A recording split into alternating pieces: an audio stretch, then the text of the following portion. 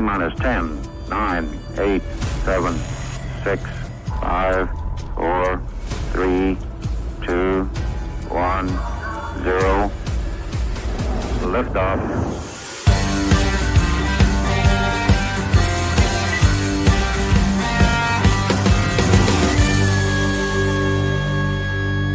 Shake it back! Does that feel good? Yeah. Welcome, Shake and Bakers, to episode 3085 of the Shake and Bake Show with Stevie Jackson, Lyle headed to the truck stop, Barnett, Courtney looking like she's going to a VIP presidential dinner. Enders. Oh, Courtney looks like she's going to 8th grade prom. I'm a country girl tonight. I got my turquoise belt on. Oh, yeah. Where are you Texas going? prom. We are, well, it's Stampede of Speed Week, so there's something every single night, which is crazy. We had dinner last night, and then tonight is Erica's birthday dinner, and since we were off last week, the way that we scheduled it, I thought we were off this week. So Erica gets one night before the shenanigans start, and tonight is that. Well, I have missed the heck out of you guys. It's been 3 years since we did a show. At least. We got a lot to cover tonight, and like Smoky and the Bandit says, we got a long way to go and a short time to get there. Yeah. All right. Well, listen. Here's the deal. I'm only on here for 15 minutes, and then you're gonna have to deal. So somebody's gonna have to make you go through that agenda of stuff that I usually keep us on track with. Yeah, I don't even know where that's at. It's in our Shake and Bake group text. Okay, let me look at that. All right, so you're bailing out. We got super awesome guest with Douglas MacArthur Cook III coming on a little later. We've had 75 NHRA races, 2 IHRA races, some radial tire races, grudge races, 275 races. PDRA. Stuff going on to talk about tonight. Yes. So you will have a special treat, Lyle. I know you're going to love this because you cannot have a night without me. I have pre-recorded some videos of some thoughts when you get to certain topics that I want to talk about. So you don't get to lose me. I'm going to be here, but I won't get to argue back. So we get all the pain in the ass of dealing with you and none of the fun of yelling at you. Hey, beautiful. Hi, y'all. Happy birthday. When's your birthday? Tomorrow. You want us to sing happy birthday to you? No, it's okay. Thank Happy birthday to you. I'm going to be 29 again. 29 again. That's me. I'm still 29. Hi, Lyle. Hey. He's driving to Valdosta stuff. Oh, they'll do stuff. All right, let's get this shit over with so I can go have a martini. You can have one now. Well, we're going to have some there. I haven't been drinking a lot lately, and what I learned last night was now when I have 3, it's like bad. So me and Joe Costello hung out last night. It was fun. Anyway, so let's do some. I just want to be here for some highs and lows, and then we'll let y'all go. All right.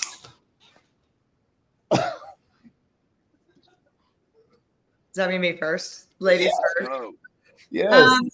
I guess I had a bunch more, and we've had a few weeks, but I narrowed it down. My high, I will say, was Spencer getting number 1 qualifier a couple weeks ago.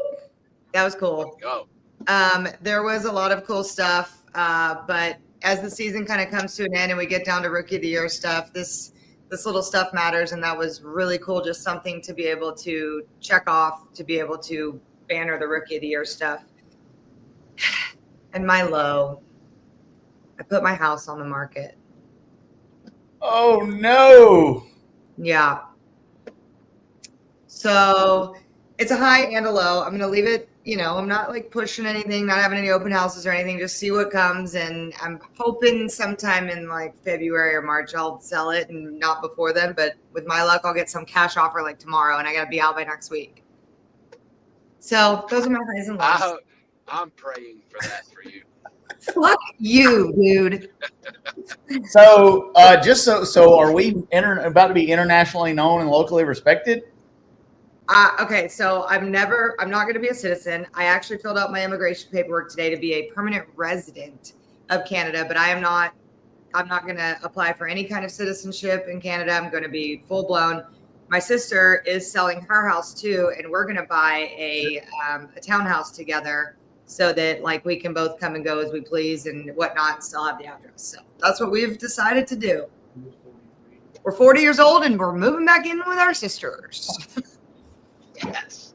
Well, that's good. They're just telling me how much water leaked. Yeah. So those are my, and I don't mean that like life is good and going in all the right directions, but I love this house so much. I have so much sentimental love for this house. I'm just sad. Do you have any pictures of me in there that you're going to take with you? Or Lyle? Stevie, I keep you right here. No. I do have a picture of the three of us from when Lyle won snowbirds up in the entryway to my bedroom. So yes, I have y'all. Okay. I also have a dartboard of Lyle's face, but that's a different story. All right.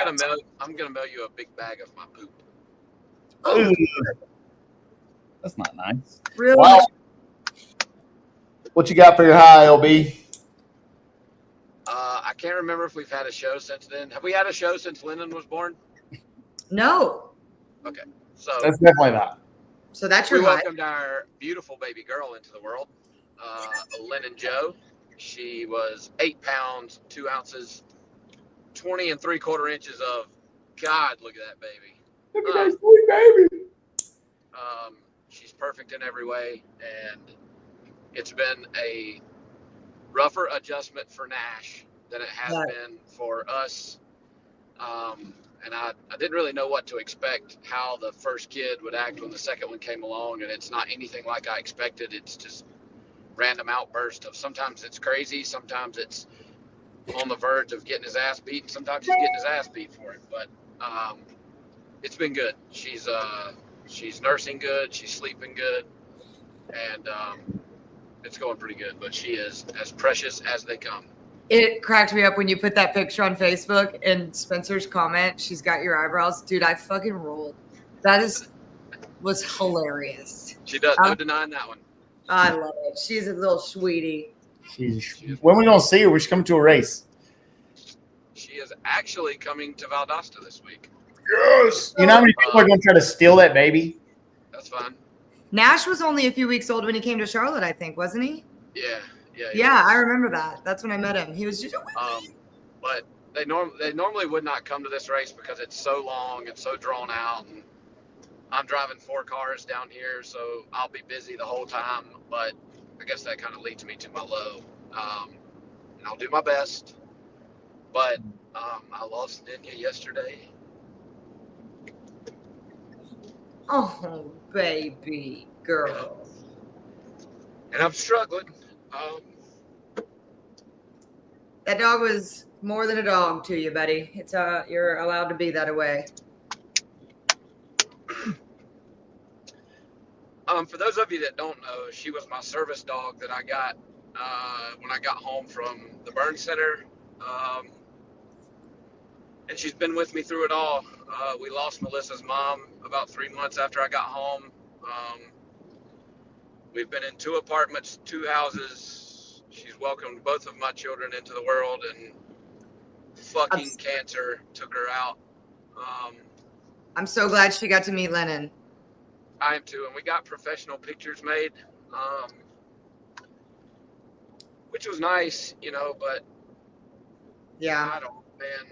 it's the hardest decision I've ever made. I woke up yesterday morning and I knew that she was tired, and it isn't something I wanted to do by any means, but she was suffering and struggling to breathe, and you got to do what you got to do. But laying in our front yard in her favorite spot, and I was holding her, it was as peaceful as we could do it. But she's gone, and I don't know, man. Everybody. It's I gotta say that when they go like that, where you're holding her and you're taking her away from the pain, it's the best way to go, and that's tough, buddy. I'm sorry. Also, but I'll be all right. I'll make it. While we are on this deal, I'm an asshole. My honest to God low. My grandmother passed away last week. Also, while we're being sad, but she was 97. Doesn't make it any better. Like my mom's mom, very upset, whatnot. And same, but not because your dog had cancer. But like, if you told me 97 years old, she went in her sleep in the hospital, had a little sign me up, right? That's the way to go. So I'm really sorry, Lyle. That sucks, man. I hate that. When I lost Dyno in 2015, I didn't think I was going to make it out of there, buddy. That was rough. It was I don't rough. see any light. I don't see any light at the end of the tunnel yet. But that's Melissa and Nash are coming down because she doesn't want to be at the house by herself without her. And which we still got my lab, Keekley, but we've lost one and it's weird. And Yeah. so they're packing up shop, jumping in the Tahoe, and they are driving south. And we will shoehorn them in somebody's motorhome, and they're going to hang out for the week just to try and escape it for a little bit. No bueno. No bueno. Well, my high, man, it's hard to say a high after that. Definitely my highs are everything that's going on here at KTR. We qualified number 1 in Indy, qualified number 1 in St. Louis. Sydney qualified number 1 in Brazil. Sydney won Brazil. 5th in points, running for a championship. We got a lot of good stuff happening here. We got orders for about 10 of our new 4.9 engines, more than we can build at the time. And there's more. I'm very blessed. We're doing really good here. I don't know what my low would be. I don't have anything to compare with you guys' low. Probably the lack of sleep and personal time. This is, as you people in the racing business know, the fall and the spring is when we do it. I got off a plane from Brazil at 7:30 yesterday morning and was here working on the dyno at 11 o'clock and haven't left. So 7 cars at no mercy. Wow, you're probably driving about half of them. And it's just been busy. Busy's a good thing, man. I am. I was also low was LV getting beat in the finals of the radial tire race. That sucked. But that thing's running good, and it's a hot rod, and it's fun. Well, friends, I think it's time to bring on my substitute. I've been waiting for this for like a long time. I am excited to Really? and the new guest to come on. No. Really? Yeah. Dick. I'm just kidding. Okay, well, I do hate to miss a shake and bake. I've only missed one thus far, and it was for a damn good reason. This one, I at least wanted to come on and say hi and have you guys say hi to Erica. But we will be back on track here. We appreciate y'all dealing with our schedule. So it's hard to do these live shows. This is why not everybody does live shows. We are one of the only ones who still does it for a reason. If you guys knew the hoops we tried to jump through the last month to do this, it's pretty. Yeah. So I'm sorry, guys, but enjoy my videos. See you later. Later. Have fun. Hey, Lyle. Lyle, love you. Yeah. Fuck you. Bye. See you guys. So our substitute Courtney looks better than she does. Taller, stronger, and faster.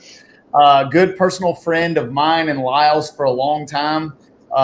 I would say if there was one person in our sport that needed to have a cape for doing the type of things that he's doing in our sport, there's a lot of people that are retreating and head the other way, and there's very few of us that are standing on the gas and going the correct direction. And Doug Cook is one of those. I call him Douglas MacArthur, owner of Motion Raceworks, RIFE Sensors, TBM Brakes, and now Mark Williams Enterprises and about 35 other racing companies, and the title sponsor of the Motion Raceworks Shadow 3.0. I want to welcome Douglas MacArthur Cook III, the Shake Bake Show. What's up, guys? What's up, man? How's it going? It's going good, man. What's new in Mason Land today? Well, first I want to say, Lyle, we're gonna all miss Nene. That dog was something special, man. She was something else. I'm with Stevie. I was broken up, but Yeah, it's tough. It's tough. It's tough, man. The dogs are better than most people, that's for sure. What do you got behind you there, buddy? For the people that don't know, Nova street that car. Nova Yeah. street car, A lot of Nova. real street car. Yes, sir. 200 mile an hour street car. There you go. That is true. So, for most of you that don't know Doug's story, it's very fascinating. Give us a little bit, Doug, and just tell us where you came from, where do you live, and what got you interested in drag racing?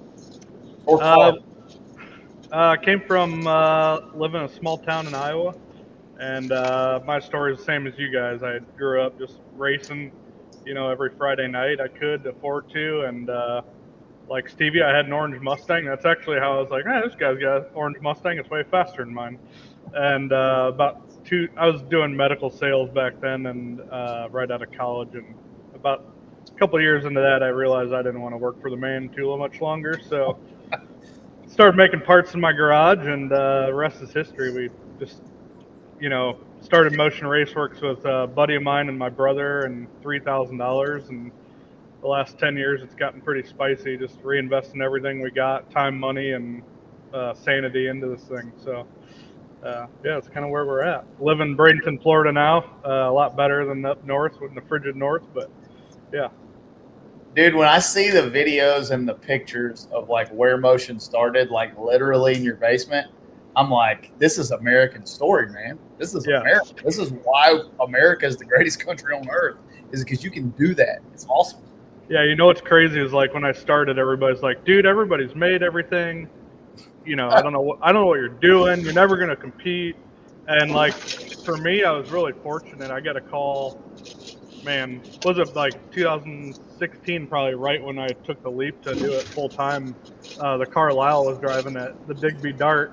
Those guys were like, hey, we see what you're doing. We want to work with you. We want to put your name on our door. And it was right on Lyle's come up, I would say. And we've been friends. We've been buddies ever since. And I've just been lucky. We've had people like you and Lyle take champ. Sorry, I'm texting one of my radial cars that is running 122 60-foot. Doug frozen? No. Well, now it's just me and Lyle. Douglas MacArthur's internet down there. Some of the I'm fairly certain when Doug started, when they sponsored the Dart, which that was like 2016, I think it was, because that's the first car I drove after my crash. Yep. And when we put Motion Raceworks on the side, he would have to confirm when he comes back, but I'm fairly certain that they were still operating out of the spare bedroom in him and his brother's apartment. I think. I don't know what just happened. They may have moved. Sorry, I don't know what just happened. Oh, anyway, Doug, I was telling them when you guys first came on board with the Dart back then, I'm not 100% sure, but I'm fairly certain you guys had either just moved or were still operating out of the spare bedroom in your apartment. Yeah, no, it was a basement of my house. We just moved into this piece of shit shop. It was like an old John Deere dealership, and we spent every dollar we had to make it look like something special and buy all the inventory. And yep, that's where we were at that point. Yep. Good times. Calls for radial tire tuning. Well, anyway. Steve, you got one on the dyno right outside the window there? Yeah. Like you're gonna hear it in a second. Oh hell yeah. Yeah, so that was a cool time. I met Lyle and gave you guys some parts, and you guys carried our brand. I would say everybody's like, who the hell are these guys? So it was a lot of fun. And, dude, when we first started racing together and hanging out, like people in our industry is like, who the hell are those guys? And now those people, they know who the hell those guys are now. Like they know who you are now. Exactly. Yeah, it's been, what has that been, 3 or 4 years? It's been a lot of fun. Yeah, it's crazy how fast it moves. Like, so somebody was in here the other day that had just come to our shop, like when we first started moving in. And like, we don't see it because we're here every day, right? You're in your place 18 hours a day. I'm here 18 hours a day. You don't see it. And they showed me a picture on their phone of like what it looked like 2 years ago. And I'm like, it was a shed. Like, it was, no shelves, no nothing. Right, no nothing. So it's pretty crazy how fast our sport moves. Doug, when did y'all acquire TBM and move to Florida?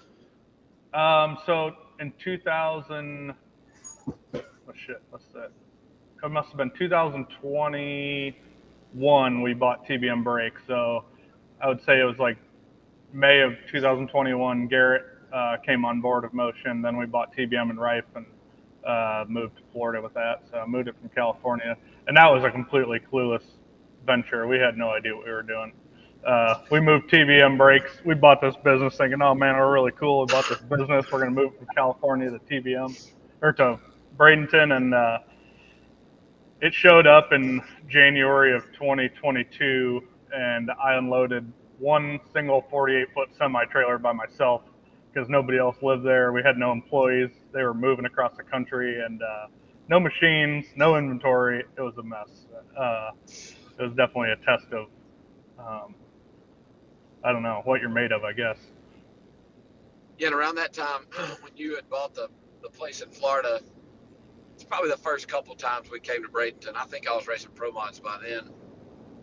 And Doug was like, yeah, man, you're welcome to just stay at the house, because I would have to come down early and didn't have anywhere to stay because we didn't take motorhomes then. And then that turned into me just assuming that every time I came to Florida that I would just be able to stay at Doug's house. And then that turned into me just showing up with a suitcase and Molly meeting me at the door, just being like, oh, well, Lyle, I guess you're here for the week. Yeah, you almost got me divorced. Yeah, I'm just going to go up there and stay in my bedroom. No big deal. I'll see y'all later.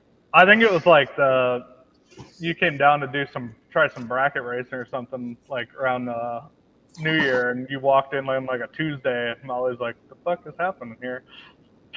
Yeah, Lyle's here. Yeah. Oh. Jill says I'm being rude to my guests. Sorry, I had to send some smoky tune up. I'm done now. We got horsepower to make, Jill. We got horsepower to make. So, what is your biggest challenge in business today? Like, you're branching out. It seems like you're growing faster than anybody can keep up. What are you winning at? What do you feel like you're losing at? And what's a challenge that never seems to go away? I think we're winning at people. We have some badass people. You met Dennis a couple weekends ago in St. Louis at the race. He was racing stock limiter, almost won the thing. We have just like lots of passionate people. I think we have the most passionate people in the industry as far as like a parts manufacturer, because our people are out racing, winning, building cars and stuff like that. And like, there's a lot of companies where they might have one person, building a car at home or whatever, and that's what they base their whole business off of. But I think we're really strong in that, and it's created like a snowball. I'm sure you see it too with your stuff, Stevie. Like once people realize how fun it is and there's a passion, it just attracts all the right people, and that's what you need. Because like shit, most days I feel like I'm on the phone like 3 times I go home. Like I don't even know how the day goes by so fast, and I'm like, I don't really get a lot accomplished these days. Do you ever go home and you're like, I didn't do anything today? Like I didn't get anything done. Yeah, and it eats at me, and then I'm trying to work at home. My wife's mad at me and trying to like hold my daughter, and just all that stuff. But I would say time's my biggest thing at this point. Like I already know what's happening next, what I want to do, what's going to happen. I just need more time to make it happen. So I'm pretty fortunate how much has happened in a short period of time, but there's always wish you could have a little bit more. I know you and I share a lot of the same business ethics. Like we don't care what stuff costs. We don't really need a fully formulated plan. We very seldom count beans, and we follow our gut. And like, there's a lot of people in this sport that don't do it like that. There's a lot of companies like private equity that only count beans, right? So like when you talk about going to battle with companies the size of some of the private equity firms that we have, like how do companies, small companies like mine and yours, how do we compete with that? Well, I think it's simple. Like you'd be freaking. So we just hired a chief financial officer at Motion Raceworks. His name's Luke. He's awesome. He's obviously more on the conservative side than I am. But I walked in I think it was back in May or June, and I said, "Hey, look at this company. I'm gonna buy it." And he's like, "What are you talking about?" Like, I'm like, "Welcome to Motion," and it was Mark Williams, and I'd literally gotten the paperwork like one day before, if that, and I probably spent no more than an hour on it. He's like, "How do you know?" I'm like, "Because it's an iconic brand. They have amazing products. They have great equipment. They have people. Let's do it." And I ran the numbers on my phone, and I'm like, "Let's do it." And I think that's what differentiates us. I mean, we know where we're going to go. We're not playing defense. We're playing offense. It's It's like, if I have the tools to play offense, I'm going to fucking play offense. And that's why, like, they're moving the wrong way, we're moving the other way. Inherently. If you guys knew the conversations that me and Doug have had about purchasing companies and the timing of when that's happened, it's kind of funny. Like, I've been at a drive-through in Chick-fil-A, and we're talking about a $3.5 million deal. And neither one of us have any money or figure out how we're going to buy this. But we're going to buy this, and then it ends up working or not working. But it's just, I'm the same exact way, man. I want to always feel like the underdog, and to do that, you have to put yourself in situations where you're not winning all the time. I've made a lot of mistakes in business. I mean, but learn from them every single time. You'll do them again. It's just like that. And you know, a lot of people give me shit about making fun of the private equity, but they're an easy target. Like, those guys, when they buy a company, they're gutting it to turn a bigger profit when they resell. That's all they're doing. So you know they're going to make all the wrong moves. But that's also why I'm passionate, and I know you're passionate about buying companies and doing all this stuff, because it's like, if they're disappearing, who's going to supply us parts in the industry? Who's going to make these races happen? Because we've all, especially after COVID, man, what a exposed wound the whole industry had when you couldn't get parts, you couldn't even get lead times on parts, and you just got the runaround, and it's like, we can't keep doing this shit.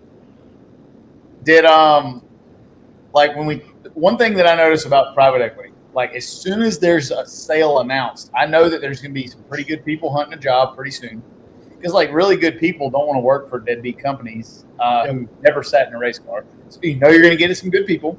You know they're fixing to run their whole product line to the ground, so you can purchase some equipment from them when they're going out of business. There's a lot of pros to it. I mean, name me one racing company, that has been bought by private equity that has went up and not down. I bet you can't name one. Yeah, and I think if you did, you'd be probably talking more about like venture capital than private equity. So, nope, and that's very few and far between. But pretty much all of these purchases by Wall Street and private equity, that they're going to run it into the ground. They do not care. Like, most of them are owned by private equity groups that don't have a clue they don't know how to start a race car. They don't know how to lash valves. They don't know how to do anything. We were at FL2K this last weekend at Bradenton, and I won't name names. I'm not going to call anybody out. To me, it's just like this imaginary creature of some douchebag and penny loafers. But like, this guy walked up. He's like, "This is really neat." And he's wearing his polo, and he looks goofy. I don't know what type of shoes he had on there, some weird leather shoes. And he's like, "I've never been to a racetrack, but you know." And then he starts to tell us about his business adventures that have nothing to do with cars. And I'm like, how can you possibly direct all of these people and their families' livelihoods in an industry that we're going to, just steal money right out of your pocket? It's not good. Not good. Anytime you let folks involved in a passion-based business that have no passion for the business, it's never good for the business. I was talking to somebody about rules today. There's some rules that come out over the last couple of days that are just crazy. We're going to talk about that a little later. And I'm like, this is what happens when people that know nothing about actually racing make rules. They've never raced cars. They've never sat in a car and been on fire. They've never had to win a race to feed their family. And yet they're making rules about shit they know nothing about, and trying to direct a massive amount of people to do something that they just don't understand. And instead of just asking someone that knows what they're doing, they make some crazy ass rules. I don't know. We're going to get to that later in the show. I'm going to get I love it. I see Lyle shaking your head. You want to talk about it too, don't you, Lyle? Let's just talk about it right now. You want to talk about it right now? Yeah, let's talk about it right now. Okay, Lyle. Let her rip, Tater Chip. Well, which part? What are we referring to first? I don't know. You can pick one, and I'll pick one, and Doug can pick one. Well, I'll talk about what directly affects me. And being that we when I say my dad acquired MagFab. We're going on over 3 years ago now. We're having the best year that we've had to date so far this year. We've surpassed last year already, and we're up good, and everything's going well. But I've dealt with, and now I get to see it directly. I've heard Doug preach about it for years, about the private equity deal and foreign investment groups, from other countries buying up stuff and whatnot, and I'm seeing it in what directly affects my business in the wheel business now. there are very few, and again, I don't want to, I'm not going to step on any toes either, but there are very few left where everything is made here now. Somebody somewhere is either sourcing the entire wheel from overseas, or at least parts of it. And we've kind of found loopholes and ways around doing that. And it's actually, even though I hated to see it happen, some of that has in a way helped us, because the way we kind of do things with wheels and whatnot, the way we're building them, they don't have to already be built for you to order the wheel from us. You can call us and order it, and we can put it together and beadlock it and ship it out the door. The way we do it has helped us a bunch. But anyway, I was at the World Series last year, and we were in the massive tech line, and I'm rolling by tech, and I look over at a particular competitor's car, and and it looks like he's got a 275 stretched on a 16 wide wheel, but it was his 36-inch slick stretched on a 20, and I was like, well, that's not legal, and so it started this whole uproar, and who was going to do what and why, and we were going to start measuring wheels and have a whole other spiel we could go on about how the proper way to measure a wheel and what is actually 18 inches and what is not. But it's a conversation for another day when I'm not driving down the road. But hold on now. Let's stop on that. Let's stop on that real quick. Okay. Is any sanctioning body that is currently measuring a wheel correctly? Not that the I way. know of. Okay, me either. I just want to get that. I just want to get that out of the way. They're doing it the easy way, but they're not measuring the width of the wheel. I understand. That's correct. And maybe the way that they're the way that most people are doing it, and they the pro stock way or whatever, is they have some kind of claw device that measures the bulge of the tire, right? And just like in gray sweatpants season, which we are entering now, like you can make yourself look like you got a bigger package than you really got if you really want to. Dude, but I knew that was coming. In our reality, to know what's underneath, you gotta break it down, dismount it, and really figure out what's going on. But no, they're not, Stevie, to answer your question. And the one and only way to properly measure a wheel is to take whatever tire is on it off. And if it is a double beadlock wheel, which most of the time it is when we're trying to figure out who's running too wide of a wheel and not, is to dismount the tire, bolt the rings back to it, and measure it from inside a bolt-on to inside a bolt-on. And if it's not 18 inches wide, in this case, in pro-modified racing today, it's not legal, period. And that's the only way to do it, the right way. I know for a fact that there were some wheels built that were over width that have been ran. I now know that there have been many sets sold, which I guess prompted a rule change. And now there is a weight penalty for any wheel ran wider than 18 inches for the Winter Series stuff. And while I guess I somewhat understand why, there's all these wheels that have been sold and, whatnot, the other side of that coin is that we have a rule book that we can read. Most of us that are driving, or especially the guys that own a race car, most of them have to be able to read, because most of them have to be able to run a business in order to afford the shit. So therefore, they should know how to read the rule book, know that what dimension wheel we are supposed to run, and if they bought one that is over that, they know that they run the risk of not being able to run the wheel that they've invested in. But now we've somehow forced a rule change.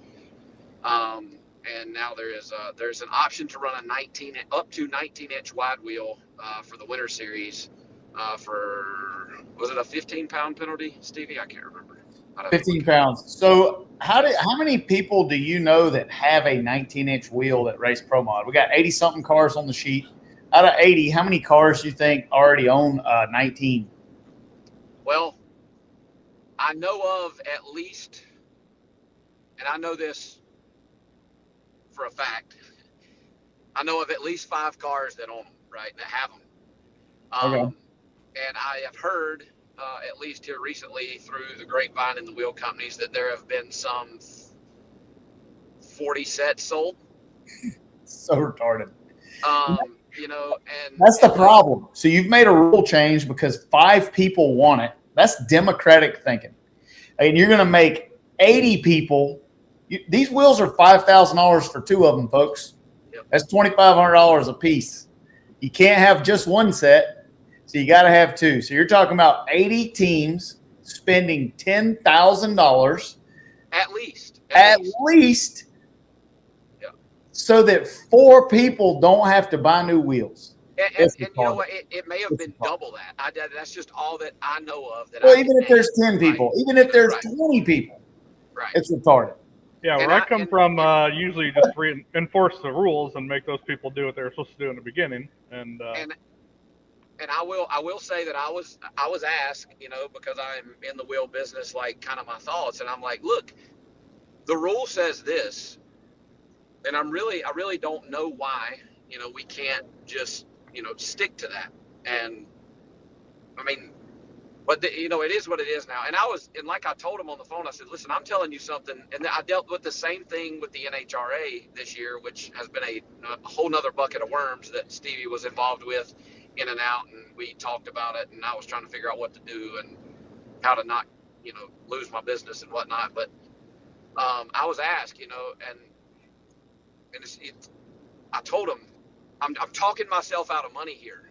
Like, this is a grade A way for me to say, and I made a Facebook post that, like, hey, this is what they're going to allow if you need 19-inch wide wheels that you can't find on the shelf. I can build them. We have all the stuff here to do it, and all that. And I said, I'm literally talking myself out of a huge payday, but it's just flat not right, because I think there are some cars out there. Well, no, I don't think, I know that there are some cars out there that cannot hold a 19. There's cars out there that can't hold an 18. Right, because the bodies don't fit it, because they were never designed to run a wheel that wide anyway. But I know for a fact that there are bodies, and when I say bodies, there are manufacturers of the composite bodies that we put on these race cars that physically are not wide enough in the hips to hold a 19-inch wide and even an 18-inch wide wheel. And now we've got something that they definitely can't run, right? And it just gets messy, man. I hated to see it. I was kind of shocked to see that rule come out. But it's there, it's in place, and now if you can hold it and you want to tote the 15 pounds. Is 15 pounds enough? Oh, I don't know. That's the problem. And this is the problem with change in our sport. I sell parts for a living. When this stuff happens, I make money. Like, I'm shooting myself in the foot by saying this, but anything that costs the racer money that you're just going to take right back from them with the rule change next week when they go faster is never good, ever. Like, so I go spend my $10,000 and I pick up 200s, okay, and then the 15 isn't enough, and then the very next race they put 10 more pounds on it. The entire field has spent, let's just say it's 10 grand. Let's just say that half the field, okay? I mean, you're talking about a lot of money. $1 million. Okay? It just seems like there's some backdoors. Every time this happens, I always think you got to follow the money. No rational person would make rules like that if there was not some cheese getting flipped around on the back. Let's see if there's some new sponsors this year. Yeah, we might have some new banners on the wall or something. Yeah, we also have now a minimum wicker bill rule. Molly, do you have that one? Probably not. So in the rules I saw released yesterday, we now have a 1/4-inch minimum wicker bill rule. What do you make about that? My initial thought is that we realize now that entry into this level of racing is you just strictly buy it, right? Like it's not like crash car where you're up the range, whatnot, and find yourself in a high dollar ride. You can just buy your way in there. And to me, it is a safety rule for the people that ride in these cars and don't drive them, right? And I mean, I guess it is what it is. I would just soon drive one with the wicker turned upside down, nothing on the back of it, But that's what I gather from it, is that it is to kind of maybe make it a little safer for the ones that aren't too good at driving the damn things, But, for somebody like you, Stevie, or myself that pride ourselves on being able to drive one pretty good, I just feel like they've taken something away from us a little bit, but I guess it is what it is. Stevie, how much faster do you think that extra inch of wheel let that thing go? It should be 200s. Like, if you see the way that Hoosier 36-17 tire after a run, there's 3/4 of an inch on each side of the tire that never gets used. So the more you put that on there, if you could put them on a 24-inch wheel, it'd be faster than a 19. But again, I don't know. I'm not spending $10,000 to add 15 pounds to see if it's faster. They're just going to take it away. But there's a lot of people that have. You said 40-something sets. When we talk about wicker bill, I don't know how you can put a rule like that in without having it tiered different for different body styles. So you're telling me that Studebaker's got to run a 1/4 inch of wicker bill, and it's the same thing as a 1/4 inch of wicker bill on a 5-star Camaro? I mean, I never would drive a 5-star Camaro without a 1/4 inch of wicker, not over 200 miles an hour. But the Shadow, I don't even know where the wicker bill is. I took that thing off 2 years ago. She's got a fat ass, and she don't need any wicker. Like it's a car. So that's it slows me down 2 more miles an hour from the new stuff for sure. But if it's safer and we wad less of them up, I'm not going to complain about it. The Pro Street rules. It's going to take a whole nother show to get through that. Oh, man. We're not going to get a fruitcake at Christmas if we get into the Pro Street rules. I think they put a couple 100 pounds on Fletcher's car. Couple hundred? Yeah, I think they put a couple 100 on it or something. Holy shit. Molly, do you got the Pro Street rules? No. Okay. Yeah, let's see. Nitrous, we got to put plus 250. So if you've got over a 965, it's plus 250. Got a dime spot on that. The engine setback rules. What's cool for me? So like, you got the engine setback rule printed now. So if you have more, I think it's more than 83-inch engine location. If it's closer to the axle, I think it's 83, maybe it's 73. I don't know what. You have to carry an additional 100 pounds. So that's exciting. So basically, if you have a stock wheelbase car, you have to carry an additional 100 pounds over a 115 or 112-inch car because you can't get the engine further away from that. Like Bubba Reagan's car is 100 inches long, and the motor's probably, 60 inches or something, 70 inches, because if you had it in the legal spot, it would be sticking out past the headlight. So there's just some shenanigans going on by non-racing folks making racing rules. Oh, Molly says we got a revision. So I may be bitching about something that's not even in the case. Oh, we got a revision. So we went from plus 250 to plus 15. Okay, that's a pretty big change. So Fletcher, you got 235 pounds back off today. He probably started eating cheeseburgers. Yeah, you can eat all you want. You can go to the Golden Corral. Oh, man. We're definitely not getting a fruitcake at Christmas. Let me look at this agenda. All right. This goes back to the same thing, when you say stuff, you probably just won't have a lot of friends, but you can sleep at night knowing you said the right thing, right? That's for I know sure. The 3 of us in this room are not afraid to do that. Nope. Oh. It's gotten me in more trouble than a hat, but here I am. Yep. All right, let's before we get going back to racing recaps, I want to ask a quick question. We got a lot of comments on my social media. What's the plan for Mark Williams? I've heard everybody say you're gutting it and closing it down. You're keeping the people, firing the people, making new parts. What are you going to do with that company? So that's the best part about how we're doing it. I'm looking for businesses that want to grow. We walked into Mark Williams and they have the most incredible machinery I've ever seen in my life. 32,000 square foot building. That's part of one part of the building. They have old machines that you can't get anymore that make just incredible parts. They have new Akumas. They have hard turning equipment. They have foundry equipment. They have heat treat.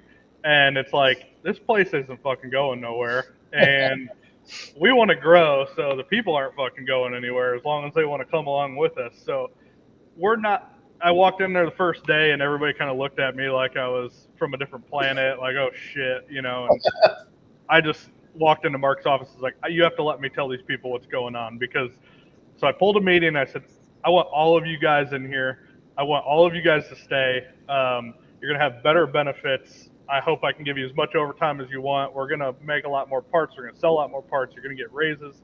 And I think that's just how it needs to be done. If a business is operating at this level, like, who wants to take it backwards, gut it, move everything to China, and feel good? I mean, maybe there's a different type of person, but my goal is to take it to here and utilize those people, maybe put in some automation. So, yeah, everybody's staying. The equipment's staying. The building's staying. We're going to keep making the parts the same way they always have. And lucky for me, Mark was just a machinery connoisseur, I would say. He had enough equipment to make 3 times the parts per year that we had there. That's about $200,000 worth of axles sitting there that have been collected over the years. I just need some of those pallet racks. Send me some of them pallet racks that are over there. That's a mezzanine, man. Mezzanines are pretty cool. But yeah, the cool thing is we get to keep the people, we get to keep the equipment, and we just go for more. I have an abundance mentality. I don't think I might try and save some rates on the UPS shipping and make some efficiencies, but no, that was the first thing. Like 98% of people are like, hell yeah, he's carrying on the legacy, and like there were posts all over the place. People are like, well, that's an end of an era. I'm like, not really. Yes, it's a new beginning, really. I mean, Mark was 84. The guy worked literally until 7:30 the night before he sold the business. He's in there working on POs, and I'm like, Mark, you can go home. He's like, this has to be right. This has to be right, and I'm like, but that's what makes a great company, right? That's what makes a great company. Yeah, he's passionate, and the next day he walked up to me, and when we closed on the business, he said, he's a hard charger. That guy doesn't have a lot of emotions, and he's passionate about his business. But he's like, I'm glad you're going to have this business. I know you can grow it, and that was inspiration for me. So, anybody who's a naysayer, just call up Mark Williams, ask who's been fired, who's not been fired. It's all the same people, same stuff. Hell, I'm not even there right now, so. Everybody's asking, is there going to be a name change? Maybe eventually. I don't know. I'm hesitant to change much of anything right now. I just want to make parts. They got good products, and I've just been pushing on the gas, and everybody there is excited. So I don't see a reason to change a whole lot. I need one of them old 50 or 60 model lathes that you got. I know they got one over there they don't need. Like an old Monarch or something like that. I need some old gangster lathes. Like, what's really cool about Mark Williams for us, like kind of in addition to that, is they have all of this splining and gear shaping technology. And when I say technology, I'm talking about stuff from like the 40s. A new machine can't do what those machines do largely. And so for us, it actually brings more manufacturing in-house to the Motion Raceworks family. We're designing our own fuel pumps now. We have oil pumps. We're going to make all those parts. Like, we don't have to send out POs to vendors. It's like our own family is making it. So it's really cool, just in addition to continuing to make their stuff.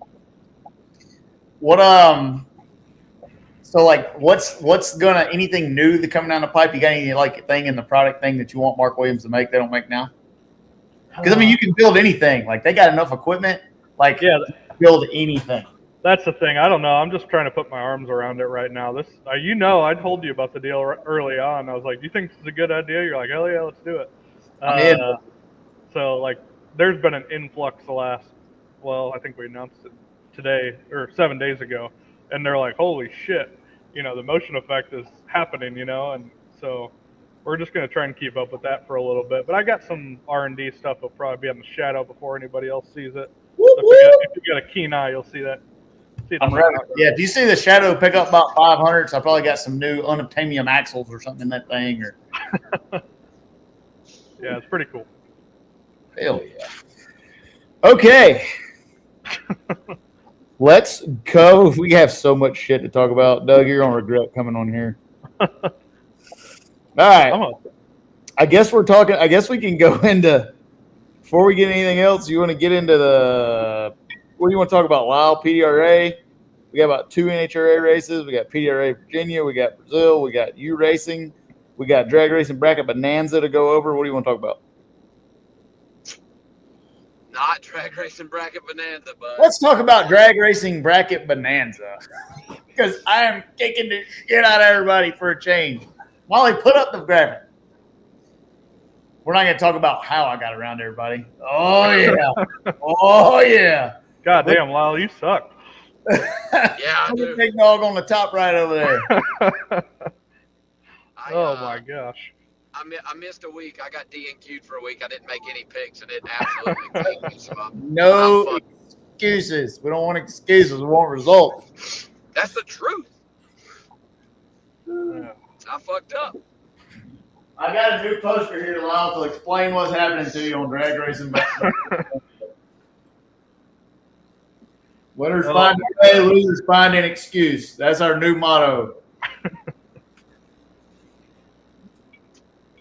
All right. That's rough. We got to give Lyle at least 1 week. Yeah. We got to give him a little bit. Yeah, I'm just kidding. I really just got lucky on the countdown thing. I am getting destroyed in Bracket Bonanza. To know as much as I know about racing, I do not know how to pick anyone that wins. Like, so we're at the track, and I mean, me and Jeff Pierce sit in the same office, and we're running these cars, and like, we're really into like our picks. And I mean, it's in between rounds at a national event, and like, all we're talking about is how our bracket just got wrecked. Like, pro stock cars are turning off the top end, just got beaten eliminations, and I'm like, come on, man, you're crushing my bracket. Like, can you please put some timing in that piece of shit? Something to win. It's funny. It's kind of funny. Okay. So is that who? I'm not on there. Somebody asked me what's in the cup. I'm not a My bourbon salesman. No, I'm really disappointed. I know you guys are working, but Yeah. this new Penelope cigar session's fire. I'll bring some to Georgia. We'll drink it, Stevie. Yeah, bring There some. we go. If you There bring we it, go. they will come. Yep. When are you coming to Valdosta? When are you gonna be there? Tomorrow night. Okay. What time are you? When are you going to be there? I got to finish this thing on the dyno. I don't know. It could be tomorrow morning. It could be tomorrow night. Sometime. The $1 million question is Jody going to be there? Jody's already there. Oh yes. So Jody's there. We've got the menu in place. The satellite is up, and I think she brought the axe throwing game. Yeah, so I'm gonna smoke Lyle on axe throwing again. Jody is one of the world's greatest cooks, and I think it was probably the best addition to your team that you ever made. Absolutely. Well, about ever made, but our director. I'm just trying to amp her up, dude. That's because she's cooking for us, but not. Yeah. But every member of KTR is valuable. But our new director of hospitality is killing it. Like you guys don't know what it goes on behind the scenes to be able to do that. When you got to cook food for 40 people, 40 and 50 people at a national event with like an oven and like a toaster, and actually have it awesome, she does a pretty good job. Yeah, and she knows what kind of bourbon I like, and she brings a lot. She's a saint. Somebody asked what the plan with the brake side of Mark Williams is. I don't mean to just answer the question go ahead. on the show, but again, same deal. There's historical people who love Mark Williams, run their product. We don't plan to discontinue their stuff. What is cool, and Stevie's been running them for about, since the Shadow 3.0 came out, is our new carbon brakes. So that's a joint partnership with Mark Williams that we had already established. And so now we have a full-on carbon program at TBM Brakes or Motion Raceworks, or Mark Williams. So it's a pretty cool combo there. And all of it's staying. Maybe in a couple of years I'll make a decision if something's got to go. But that's just because if I do that, it's just going to be because it wasn't selling. So. Yeah, we've been running that stuff pretty exclusively fleet-wide at KTR. It's badass. It holds up. Like when you see everybody else's wheels after they run quarter mile and there's brake dust all over the car and you got to put pads on all the time, we don't have to do that. It's good. It's about the only thing that can slow down the Shadow 3.0 when I run to the finish line. All right, pardon me for like 45 seconds while I send this tune up. You guys, you girls chat amongst yourselves. I don't know how long ago. Doug, I guess Beer Money's had TBMs on it since we brought it home and took the stuff off of it that we had from when we built it on the show. Jason Smith, who you kept from the original TBM buy, had been on me for a couple years. Man, I'd really like you to send those brakes back. Let us at least take a look at them and service them. And I don't maybe never laid eyes on it. Beer Money is behind me in my trailer right now. We're taking it down to Georgia. I'm going to run it in Little Gangsters. But if you've never seen it in person, it's worth the stop by my pit to fully understand and grasp how big of a piece of shit that car is. Yeah, it's huge. Shit. But it has tons of motion parts on it, which I don't know if that makes Doug proud or not. Like, I think that's part of it. It's like, hell yeah. That fucker's won a lot. It has won a lot. The only profitable race car that I've ever owned, and there's not many people that can probably say that, but that thing has paid for itself many, many times over. But I sent the brakes back, and I'm pretty rough on shit, obviously. Yeah, they call it barnetted, surprisingly, right? Jason was like, that's a real term, soon to be in Webster's dictionary, page 546. But Jason was surprised. He was like, man, surprisingly, like, these things were still pretty good. I mean, I've ran them until there was no material left on the pad. You know, I mean, I've done all kind of stupid shit. Let wheel studs back into the road. I mean, I've done all kind of shit. Fucking just just dumb stuff, and they just still the same old tried and true, just badass shit. So, if there's any, I mean, I'm sure there's plenty of others. Drag week guys, couple 1,000-mile cruises, 200+ mile an hour passes on drag and drop stuff that are awesome. But if there's any example of just flat durability and good shit, Beer Money is a prime example of that shit being good and worthy of the abuse put into them by us knuckleheads that drive these things. Yeah, somebody just asked if we ever see motion making parts for nitro cars. Actually, what's really cool about the motion, I guess you'd say, like, umbrella, is now we have like 100 employees and 60-some CNC machines, and our buddy Phil Schuler's actually got us making nitro parts. So we've made some, I guess you'd say, private label stuff for his team, and Mark Williams has over the years. So I hope we get to do more nitro stuff. It's a terrible investment, it's not going to make us an ounce of money. We'll probably lose a lot of money, but it'll be fun. Hopefully about that time, Stevie will have a nitro ride, you know, so we'll be. We need to have the Motion Raceworks on the side of the funny car. When we get one. Yeah. I do foresee that happening in the future. It's definitely going to happen. I got to figure out what we're going to do to make it happen or something. We're going to have to sell a few more drive shafts and axles and a few of the new KTR SF-1 4.9 engines. I need to know, Doug, if you were going to send Chad back up to the starting line, would you put 50 RPM in the launch or about 75? Chad? Yeah. Man, I'd probably put 75 in it. All right, we're going to put 75 in there. Chad, if you're watching the show. Mama didn't. What? That's 2 notes from Doug. Yeah, said, Chad, if you're watching the show, no bitch. Yeah, run that thing to the 330, and if it burns up, it's Doug's fault, and if it runs pretty good, it's my fault. I do think at some point I would like to drive Chad's car. I think it looks like the most fun car in LDR to drive. Dude, it is the Buickest Buick in LDR. It definitely is. Hey, she says she's making some Southwest chicken wraps on me for you. When Jody puts out the text that Southwest chicken wraps, it's me and Lyle are fighting to get to the KTR hospitality area. Yeah, and after we're done fighting, we're riding the same Burromax Peter to Butt all the way to Jody's. For sure. Not the Burmax with the high gear. No, not the Mark Barnett killer. Somebody asked if we're taking the Snot Rocket to run a 5 yet. It has not run a 5 yet, but it is going to race LDR against. LDR is the weirdest class because everybody in there I feel like is a friend of mine, but like a really good friend of mine. But I think it's the coolest class there. LDR and Pro Street give me that same vibe. They're real cars with real people that have a passion for racing. I think they're 2 of the coolest classes there is. Yep. Faux show. Stevie, the rumor floating around that Pro 275 could potentially turn into Pro 315. Have you heard this? I haven't heard anything. If it's not on the dyno, I've missed it. Like, countries could have been taken over by other countries this week, and I would not know. You have to tell me. So that's the rumor is that Pro 275 could turn into Pro 315. And I wondered how you felt and what you thought about that. So that would essentially take it back to OG Radio versus the World before the Pro mods came in. a little heavier, you know, and whatnot. But is what I'm hearing is that's a possibility. That would be the time where I would tell Donald Long that I told you so before we built the very first Pro Mod RVW car.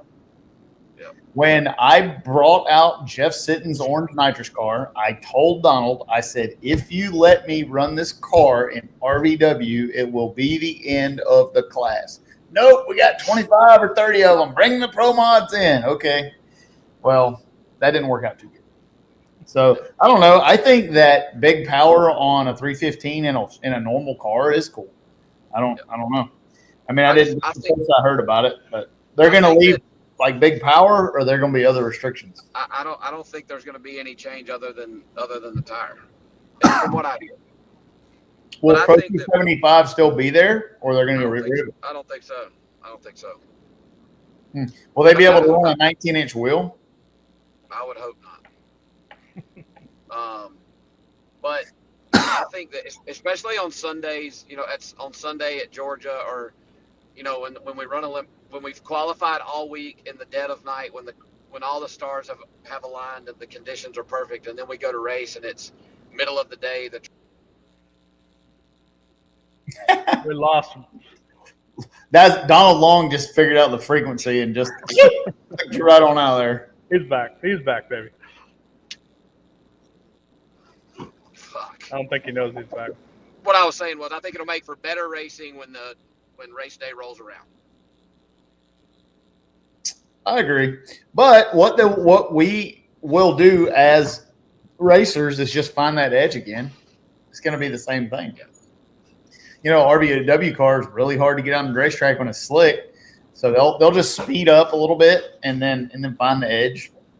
But it is cool. I mean, there's a lot of guys that have those cars that are wanting to go faster, and it'll be pretty cool.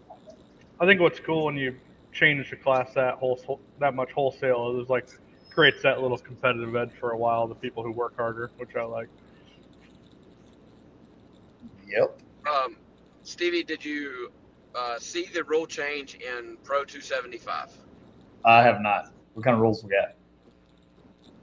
So, I know obviously this new Hearts Charger deal, which you will see a couple of those I know now this weekend on previously Pro Charge cars. You know that when the Hearts Charger came in, immediately.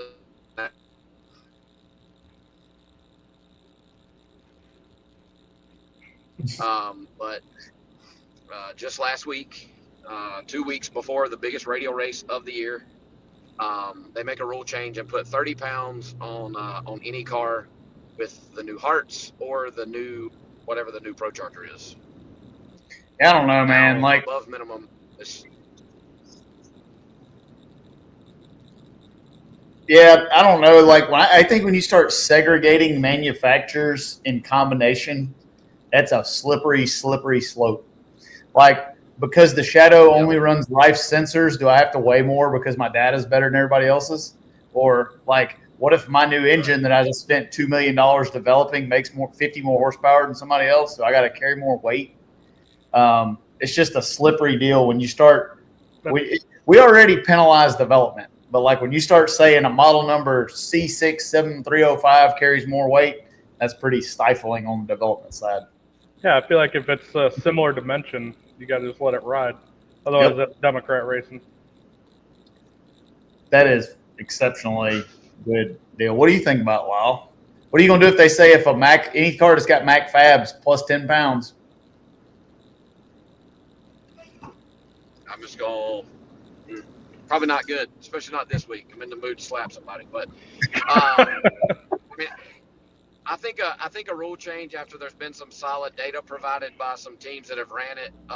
If it shows to be, you know, a clear advantage, and we have to start talking about a rule change and figure out a way to do that fairly is good. But 2 weeks before the last race of the year, I'm second in the points, and I'll have to win this race, and some other magic happened to win the championship Pro 275. But I think 2 weeks before the race, with minimal time to get one on, get some testing done, and then show up down here for a points and a half race, I think it's bullshit to do it that way. Rolling into the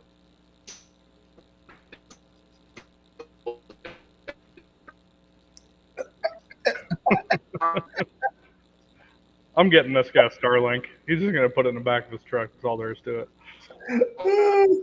So it is difficult, especially with the caliber of cars that Lyle's talking about, to find a place to go test them. That is difficult. A couple weeks before a race. This is a championship race for the radial tire guys. Many championships are still in reach, and there's a bunch of people in each class that are capable of winning.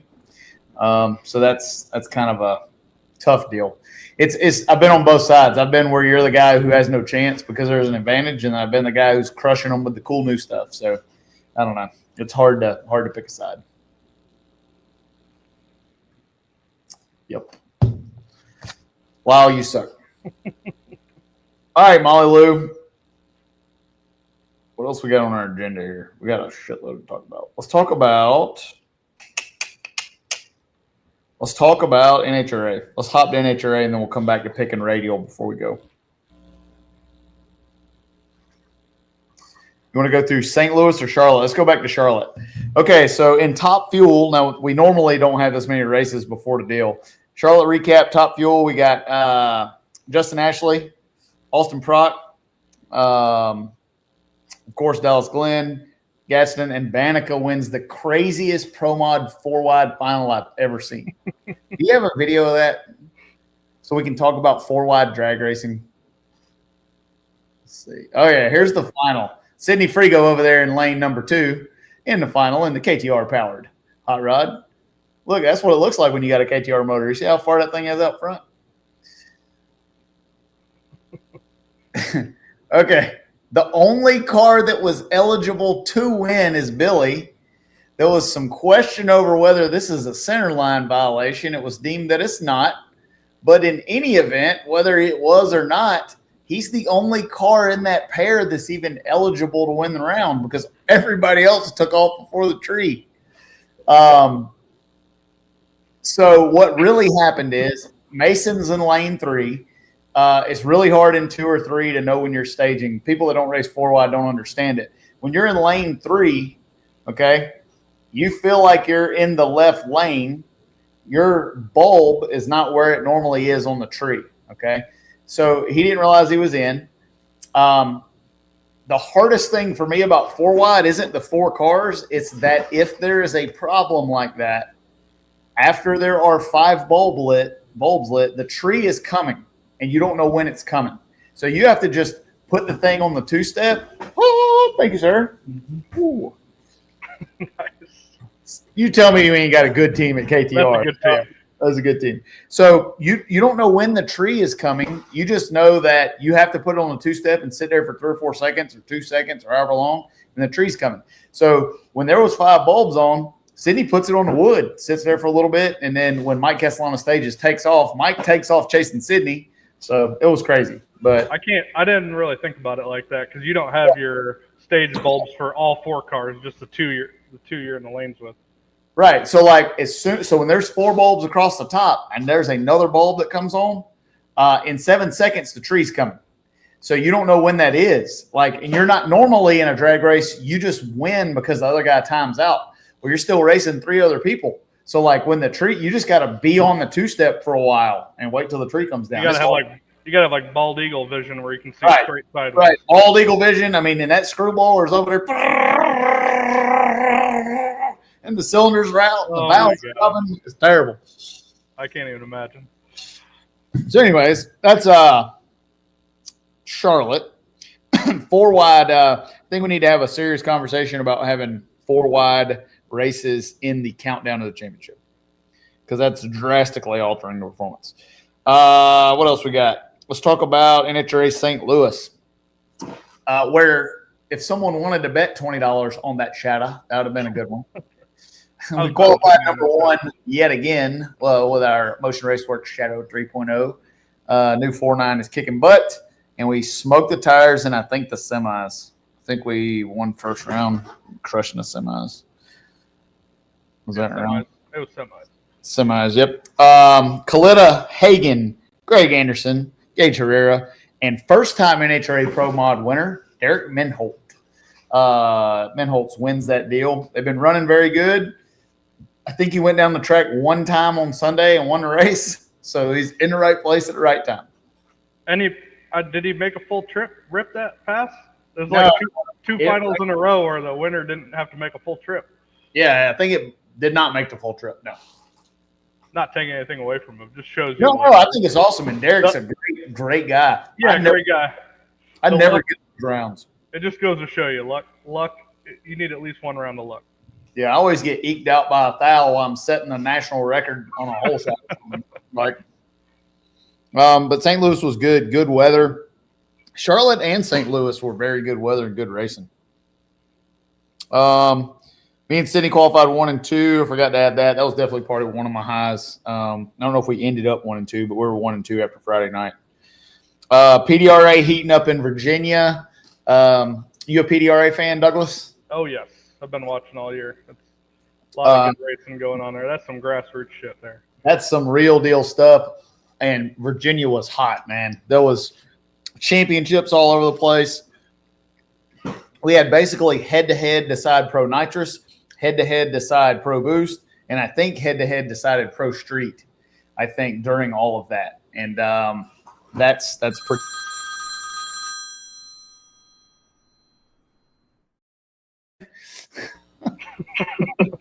You're telling what Molly has in queue from Courtney. Pro Street, there are – Okay. Street. Uh-oh. Uh-oh. What was that, Molly?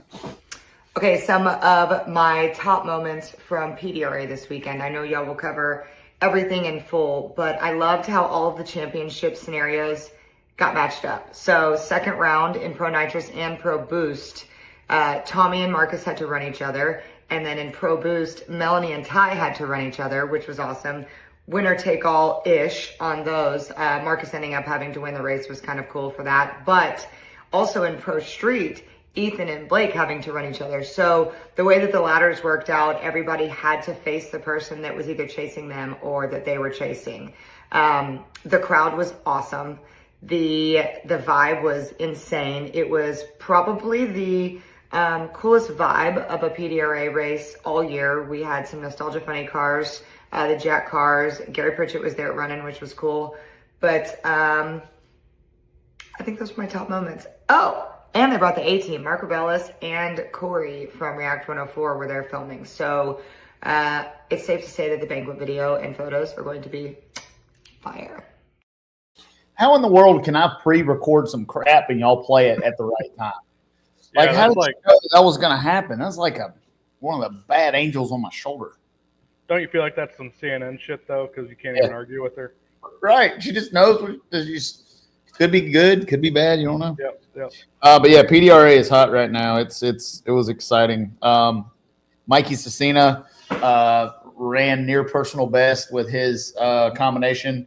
Had a very successful building season. Happy with how that team is running. Fletcher Cox running good. Just got to get a little bit of luck.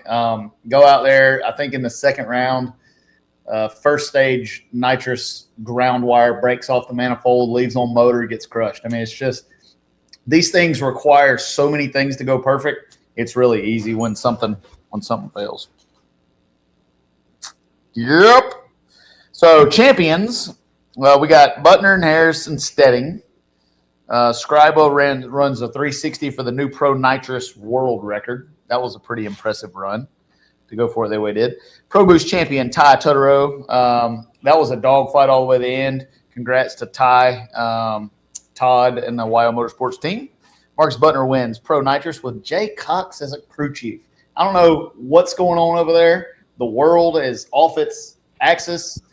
Tim, Pap, you cannot miss any races next year. We're not allowing Jay Cox to win another championship. It's not happening. It's not happening. That's the rivalry everybody wants to see. Man, Ethan Stedding and Alan Drinkwater in Mountain Motor. Pretty good racing going over there. Brazil. Brazil recap. We just got back from racing race 5 at Sao Paulo International Dragway.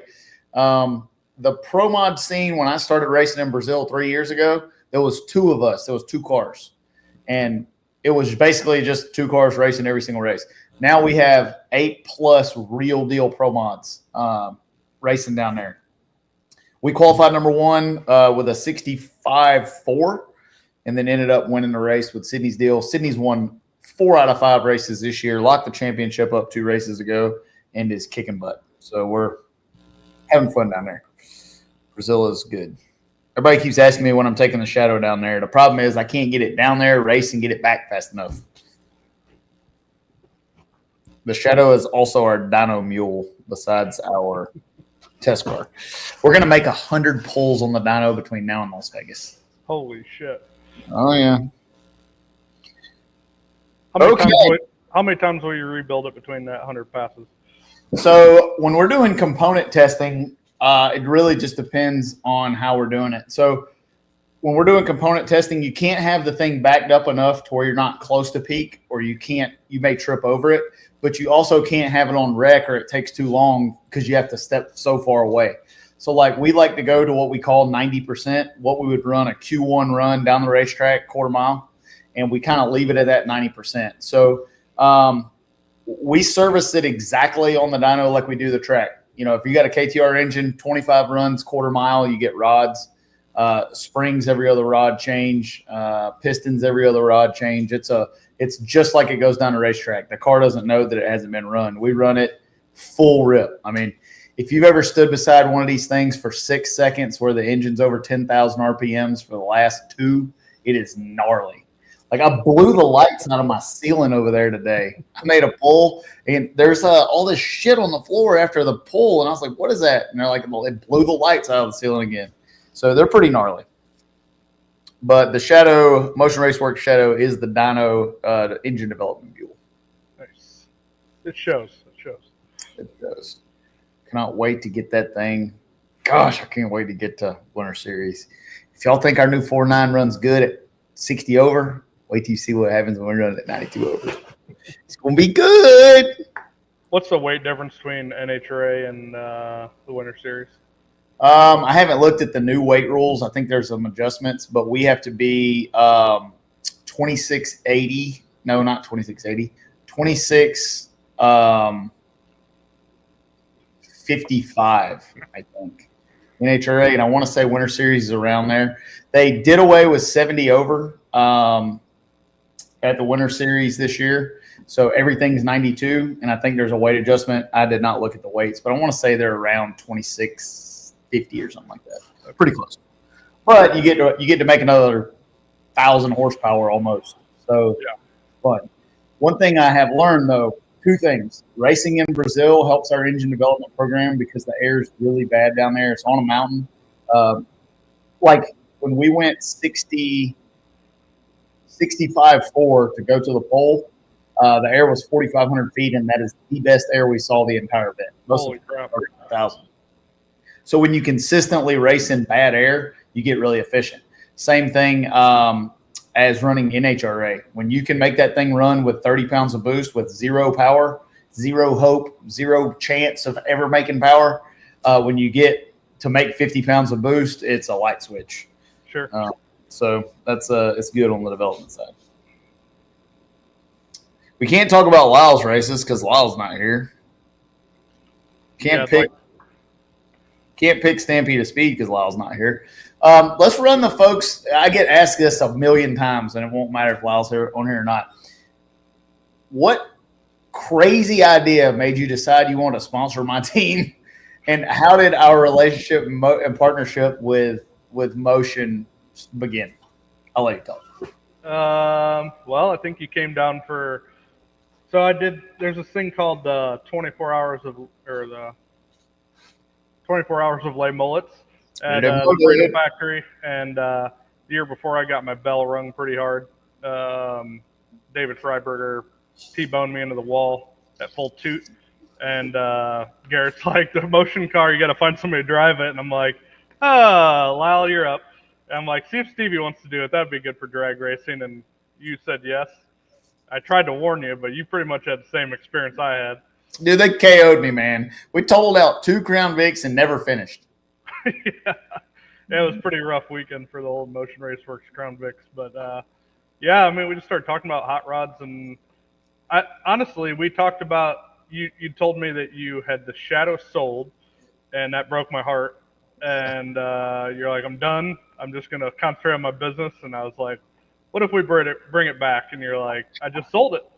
And then we both spent a lot of money, and here we are. Then you fixed and ruined my whole life again. Just about got over racing. I mean, like I really had. I was kind of over it. Yeah, it was sucked out of you. Like you didn't even have it in your eyes anymore. It wasn't fun to me anymore. Like because it would be just like if you were running motion. You talk about all those passionate people that are around you. The reason what you do is fun is because it attracts people who have the same mindset as you. Yep. Well, at that time back then, I didn't really have a lot of folks around me that wanted to ruin their life and go drag racing. And it ruins your life.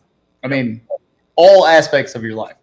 But now, like, the needle's back in the vein, and I'm going to win some championships now. We've decided we're going to go do that. And, dude, I have more fun racing right now. Getting to race with my buddies and represent our company and represent Motion, it's a whole new level of fun for me. I mean, it is really cool to get to go out there and just stomp these guys on the ground. I mean, it's fun. Yeah, I feel like it was like 6 months of me saying, let's build a car, let's build a car, let's build a car. And you're like, okay, I found a chassis. And then we were at that real questionable bar in Bradenton that was like run by the Russian mob. And we talked about it. And yeah, finally you're like, all right, let's do this. I got a car already. So, I mean, that's like, the thing is people like you and I, the decision to do that carries a lot of weight because we don't half-ass it, right? So, like, me deciding I'm coming racing doesn't mean I'm going to get a car and put an engine in it and take it out. It means I'm going to develop 2 brand new engine programs from scratch and my own torque converter program. And then we have to revamp all the staffing. And then we got to start building parts. And before long, that thing's the face of the company over there. So, like, it's a big decision for me to go racing. I don't know how to do it and not try to win. Like, I can't do we qualified 5th this week. We're excited. Yeah. I mean, you won the first race out with it, and then we had some trouble. And we don't want to get into trouble. No, but it took a while to get in the groove. So, like you said, it's a commitment. It was cool. It was hard, and then it was cool again. So yeah. It's pretty cool right now. I like where we're at. I like where we're going. We've got Jeff Pierce as crew chief on the Shadow. He's doing a killer job. Guys bolting it together. Engine development shop here are doing a good job, and I'm half-ass driving it okay, and we're having fun. We're gonna do a lot of winning with that car. I'm looking forward to spending some time in Florida at the Winter Series. I did not get World Series of Pro Mod. We got smoked out by a thou last year. We're not going to get smoked out by any thousands this year. Oh, and Max carried it to the winner circle. Jeffrey actually won the last race. I think the thing has won. Jeffrey won in it. Yep. It's pretty good when you can win when you're in South America and your buddy's out there crushing everybody. That's got to be a weird feeling. It's pretty weird. How many cars do you think we're going, or how many cars do you think in Valdosta? You think it's going to be Smoky Awesome race? We're not taking the Shadow, are we? We're leaving it. Sure. Well, the Shadow is, I guess we can go ahead and announce it. The Shadow will be in Las Vegas for NHRA coming up in the World Finals. It's got a little bit of unfinished business to do there. I like playing blackjack.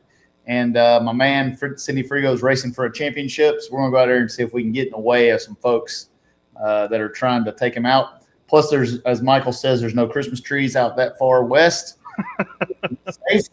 So the Shadow could not get put on radials because it's going to Vegas in 2 weeks. Plus, it's on the dyno getting the hell beat out of it right now. Yeah. I mean, I think Donald's race will be good. The fall one's always a little lighter than because everybody's shit's broken or worn out. And we're worn out. Our bank account's worn out. Yep. He's worn out. Yep. So it's going to be cool. I'm excited about it. We've got Jackson Henderson in Ultra, Chad Henderson in LDR.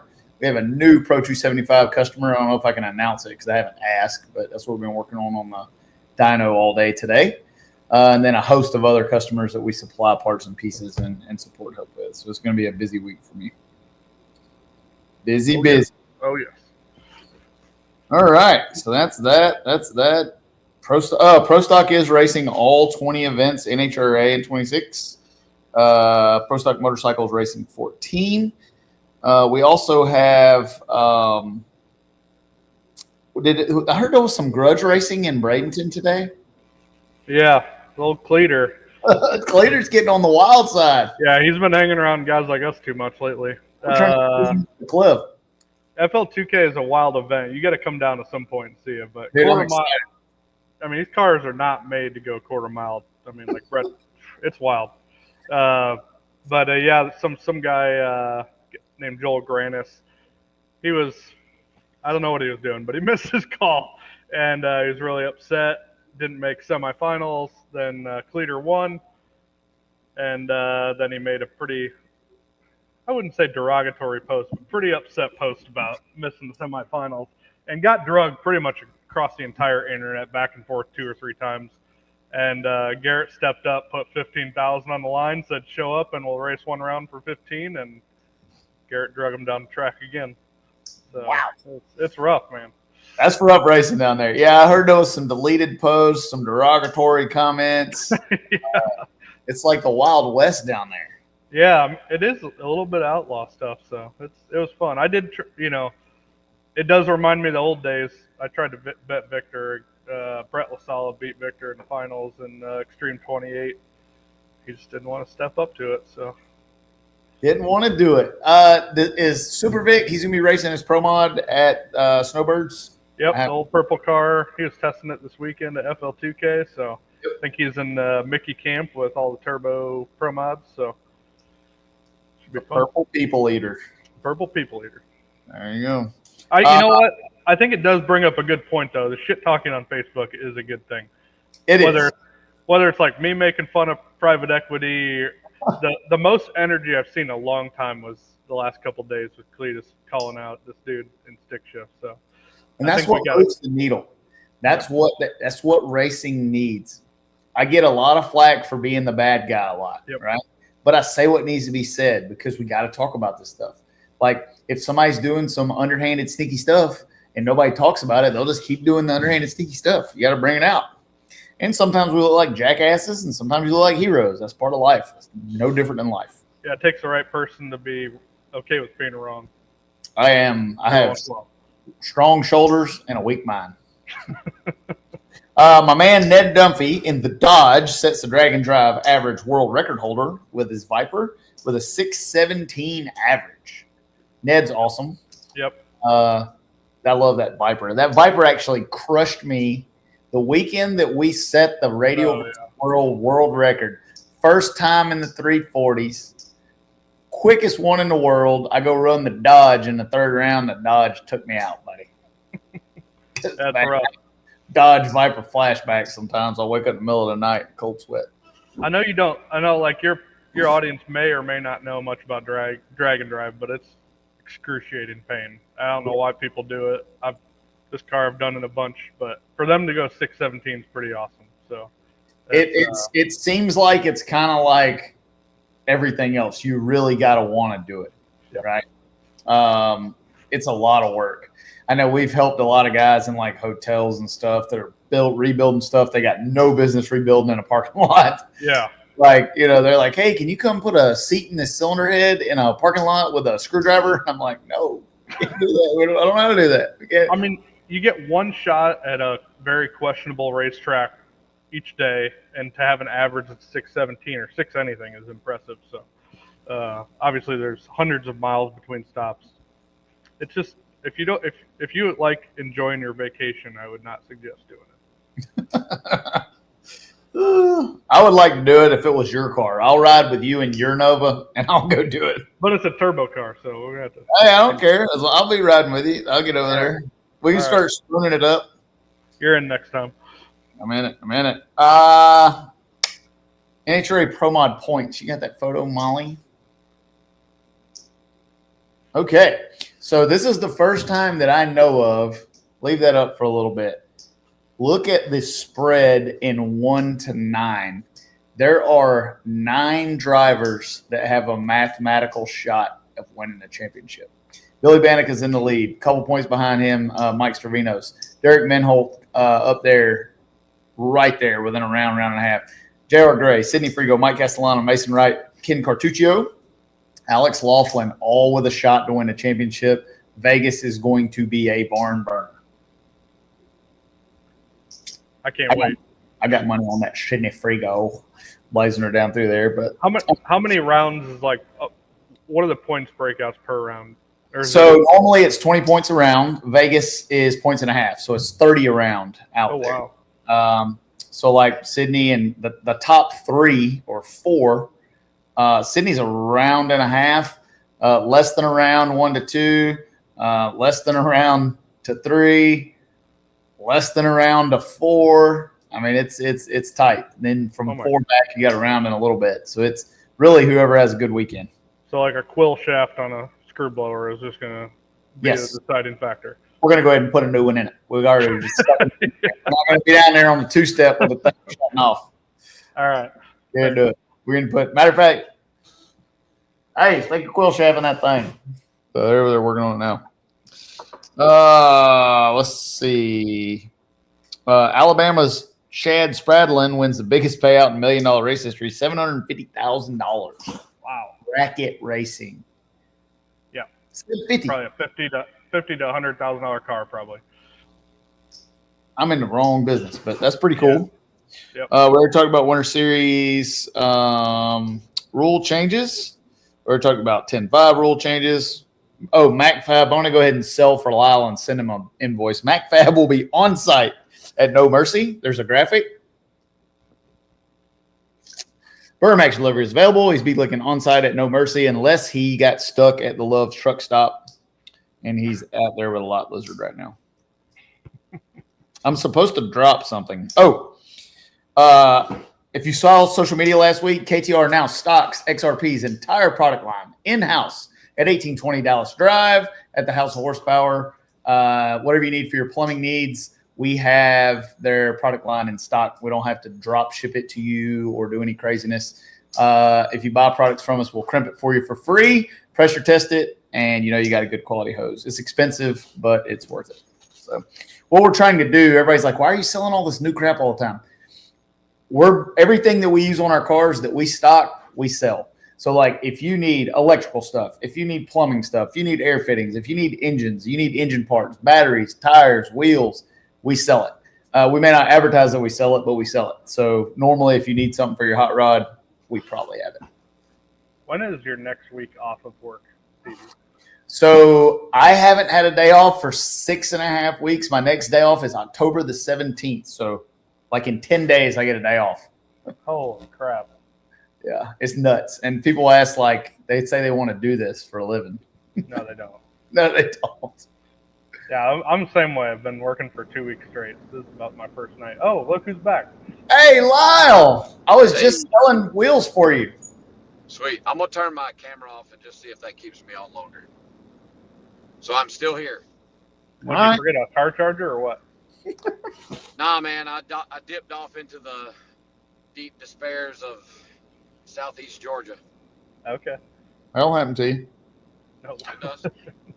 So while you were gone, we covered. Let's see what we covered. We've talked about a lot of shit. St. Louis, NHRA Charlotte. We talked about the Alabama guy winning the $1 million. Yep. Ned Dunphy winning drag and drive with an average 617 rig. We got body tether controversy. That says we got a photo. I've seen a little bit of that on social media. What do you know about that, Lyle? Pony car body tether controversy. Yep.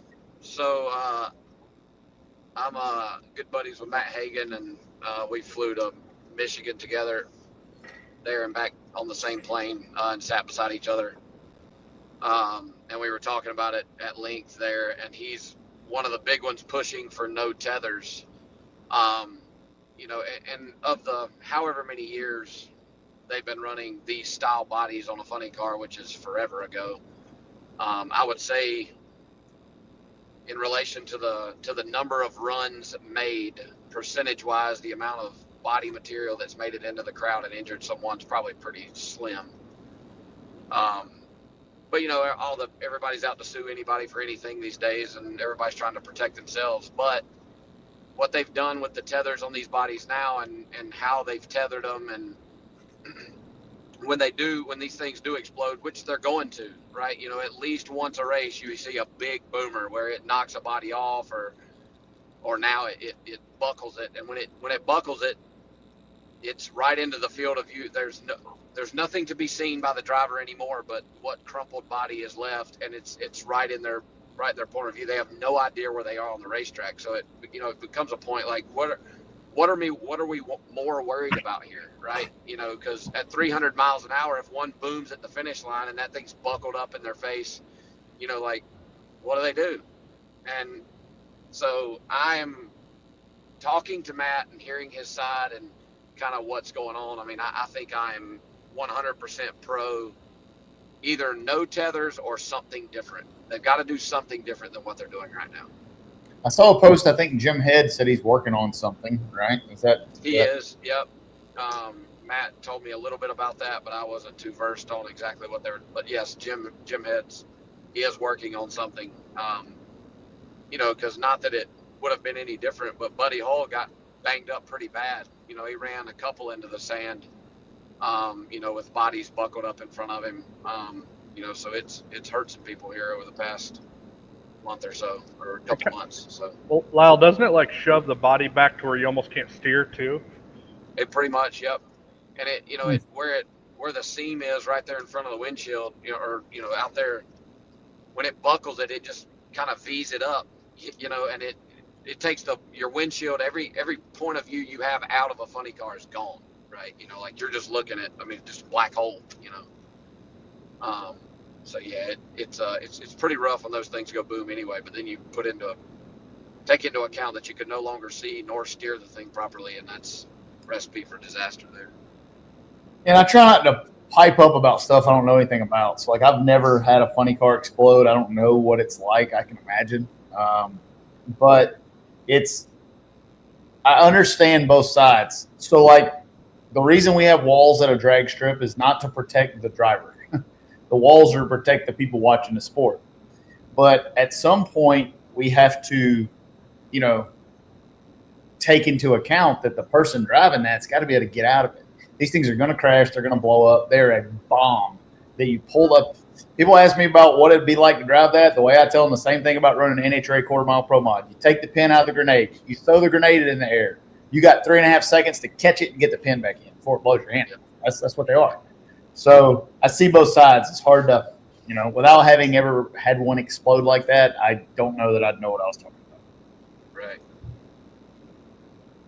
Yeah, and and they made a good point. We've had several times over the past decade, I would say, there's been, entire wheels and tires come off of the dragsters, especially, and end up in the crowd, and it killed someone at one point, and there's really hasn't been much done, and I don't even know what you would do, right? There's probably nothing that you can do, but you've got things like that happening, and there seems to have been maybe even no attempt, right, to figure out why or what happened. There's at some point there's just nothing you can do about it, but Matt feels like at least that there was a few small incidents that happened, and they made this huge change without really looking deeper into it to see, well, is this truly safe for everyone, driver included? And obviously it's not. So hopefully they make a change, because I do think it's dangerous for them. Yeah, it's when they get burning in there, that's when it scares me. Like smacking them off the wall, when they get burning and can't get it stopped and don't know where they're going, that's when it scares me. Yeah, and again, I've never had one blow up on me either, but I think, at least from what I've gathered, that when those things do buckle like that, I think it moves the hatch into a position where you can't climb out of it anymore. Or it's not easy anyway, so and that's a problem, right? Yeah, when those things go boom, most of the time they're on fire too. That is a fact. So hopefully they do something about it. All right, Lyle, we got to cover Swan Fest. Travis Harvey dominated that deal. Yep. What else do I have in here on that? You raced there, right? You were there racing? Yeah. And since we've had a show, I could not go to Texas for Big Jake's race, so Tommy and the gang took Elvira out there, put Travis Harvey in the seat, and he absolutely dominated out there. The car is running really, really good. It's been really, really, really fast. we just couldn't go fast when it mattered. And that's really all that matters, is that you can go out there and go fast when it means something, you know. And both days, first round of eliminations, first round in the big race at Swan Fest, mine climbed the ring gear at half track. And wheelie control caught it and sat it down, but out there you can't fumble. The top dogs that run out there were all within a few hundredths of each other, and it cost me enough to Callie Mills poked the nose out in front of me and I couldn't get around her. And then first round against Louis V on Saturday for the first time and the only time the entire weekend it moved about 2 feet and smoked the tire. No, I'm not making an excuse. We just went out there and it smoked the tire off of it. But we went right back up there with the same tune-up in the car and really just swapped lanes and went down the preferred lane all weekend. And it went, I'm fairly certain, faster than anybody's been on a 275. And I wish we could share the ticket, but you can't do that. The Outlaw 275 deal, the no time 275 deal is pretty crazy what those guys are running. Yep. I have a big part of LV and just knowing you got to be perfect, you got to be fast as shit, you got to be aggressive, make big power, and like you said, a lot of it is how close do you want to get to that razor edge of smoking the tires when you're running for $200,000.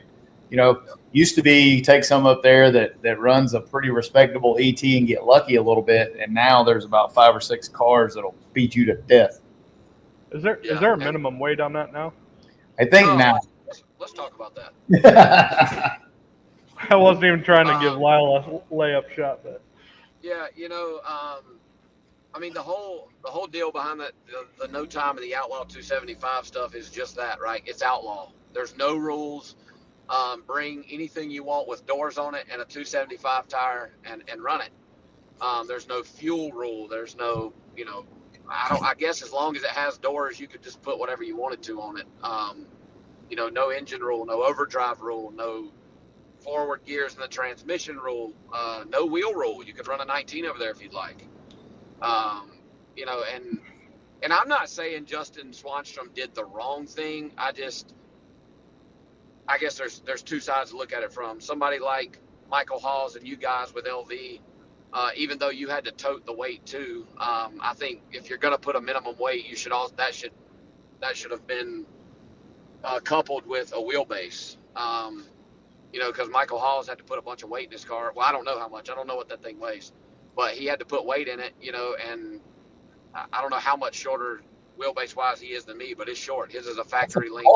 It's a car. Yeah, a factory length 69 Camaro, and mine's a true 112-inch, Pro Mod. So, but they did put a minimum weight on us. All of us, if you had a composite body, we had, and a blown application, we had to be 2,600 pounds.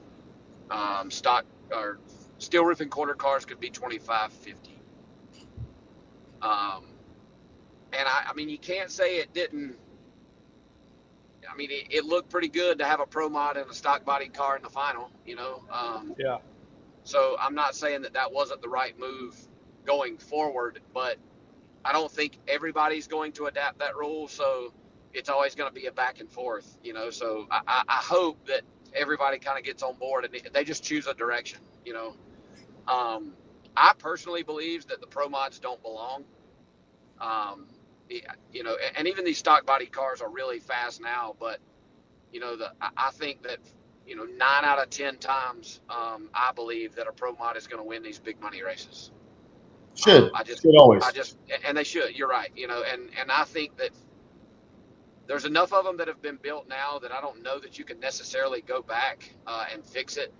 I think the guys that would have built stock body cars to run this style racing would have built a stock body car if the Pro Mods weren't available or weren't legal. And now they've built Pro Mods, and I don't think those guys would go back and do it again. So I think they, just like Radio versus the World, I think they let it in and now it's too late. I think you probably just have to let it roll. But I don't know what they'll do in the future. I know that from what I've heard, Big Jake plans to make no changes, and if him and Swanstrom are going to team up for this series next year, I doubt Justin will either. So yeah, but if you don't, you can fix it. If you don't, you're just going to have 5 cars. Like, how long do you think 20, 30 people are going to come running the types of ETs that you guys have to run to win that? There's 5 cars that can do that, maybe 6. I mean, everybody else is there just hoping you spin the tires. Right. Well, eventually, that's not good for car count. Right. Yeah, and I do want to give Justin Swanstrom huge props on. You know, I've been pretty rough on the flyer hustle. I got a bunch of it when we were no prep racing pretty heavy. Is, you know, the headliner is it's $100,000 to win, and somewhere down in the fine print it says at 100 cars or at 64 cars or whatever it is, you know. And Justin did not get the cars that he thought he would. He advertised 100,000. I think with his 20,000 on top, we were at 81.5 at the drivers' meeting, and he said, "I told you guys that it was going to be 100,000," and he put another 18.5 on top to make it a true 100,000. So there's not many promoters, you know, that would do that. And you know, I've got to give him props for sticking to his guns, and it cost him some money, which they ended up winning the race, so he got some of that back. But that was no guarantee when we had that drivers' meeting that he was going to get anything back. And the dude made the purse full and paid a true 100,000, and I thought that was big of him. I thought it was good. It's the way it should be done. When you say you're going to do something, you do it. I remember there was a race we took the Shadow to last year. We got there, got all qualified, getting ready to run E1, and they're like, "Sorry guys, we don't have a lot of cars. We're going to cut the purse." And that's the last time the Shadow will ever go to that race, ever. A lot of participation trophy racing going on. I just don't do that. So, yep, props to them for doing that. Looked like a pretty good event. It was good. For the first one, you know, the guys that own and have bought and invested money in Rockingham have done a really good job. They're steadily spending money. I've been going to Rockingham for as long as I've been a fan of drag racing and drag racing myself. And, you know, for years, the place was on a steady decline. It got to the point where, you know, and I know, Stevie, you're around here too and used to race there a bunch. It got to a point where there were years back to back that I didn't even go to the racetrack at all. And now they've spent the money. The facilities are really nice. They've built a really nice concession area with a full service bar, and they're completely reconcreting the speedway side grandstands. You know, and they've done a really good job. That Al Generale and his son and Dan Van Horn and those guys have really done a great job. And I think there's a pretty bright future for that place. It's probably one of the preferred places to go test NHRA Pro Mods for sure.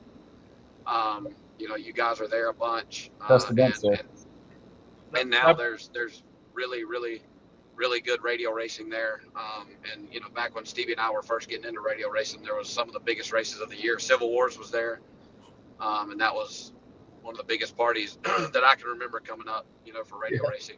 And it went away when the track started to decline. And now the track is back, the prep is back. And those guys are doing a great job. So I'm excited. That's 45 minutes from my house, so it makes it nice. What about the new law that North Carolina has passed stating that you cannot move next to a racetrack and bitch and get the racetrack closed down? Going back on what Lyle said, like, it kind of brought up a point I wanted to make on the show tonight is you see these guys like Rockingham and like Bradenton and US 131 and, I mean, hell, even my home track at Cordova, Illinois.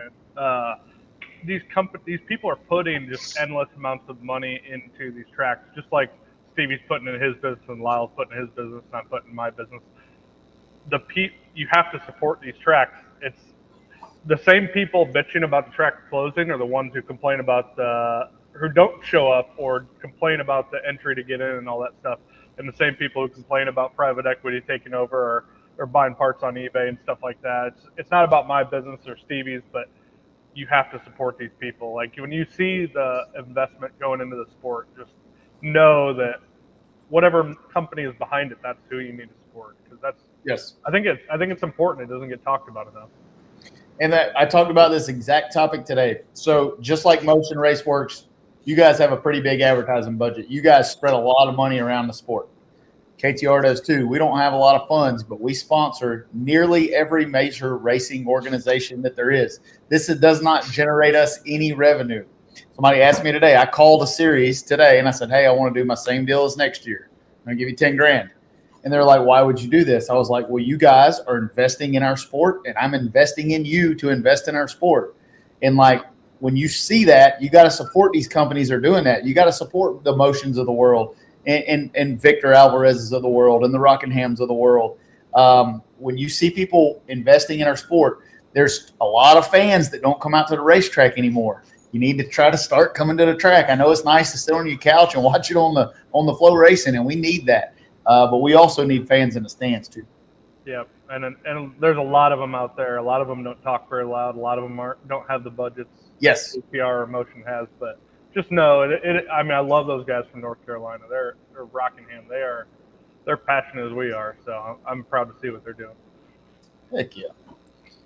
Heck yeah. All right, Lyle. We got to pick No Mercy. Okay. We already talked about the FL2K drama. You missed that. Can I pick No Mercy too? Yeah. All right, let's start at the top. RVW. I don't know who's entered, so this is going to be hard, but you guys may have a better idea of some of these. Who you got in RVW, Lyle? Myself. Okay. Oh, you're right. Yeah, I'm driving that Justin Wren's old car that Rob Kohler bought, the screw-blown new model Camaro, the blue one. Okay. I'm driving it. We tested at Rockingham yesterday. Day before yesterday. What kind of power header you got on that unit? 92 over screw charger. All right, Douglas, who you got? RVW. Well, since the Shadow's not there, if Ken Q shows up, that's who I got. I'm going to go on the dark horse. I can't pick my man Lyle, and I'm going to pick Chris Dean. I will say Travis Harvey is driving Elvira in RVW this weekend. Oh, wow. Just saying.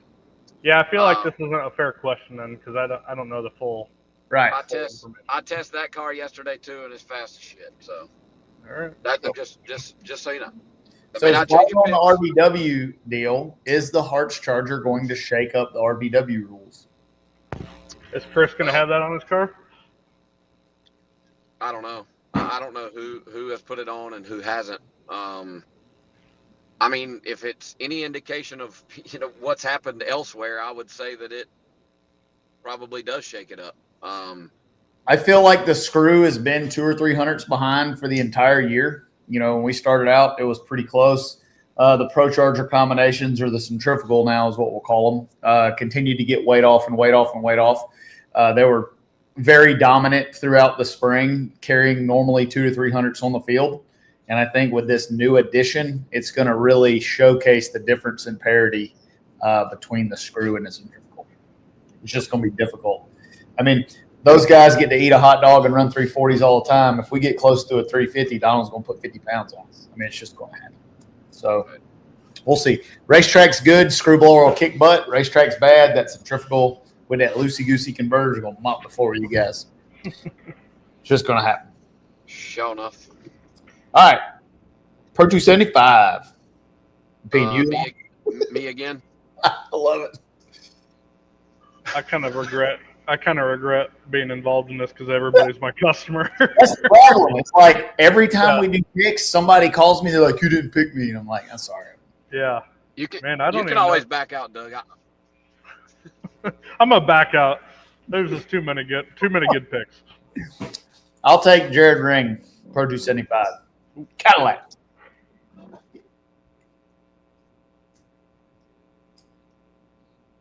I can hear the guys in the shop out there hollering at me.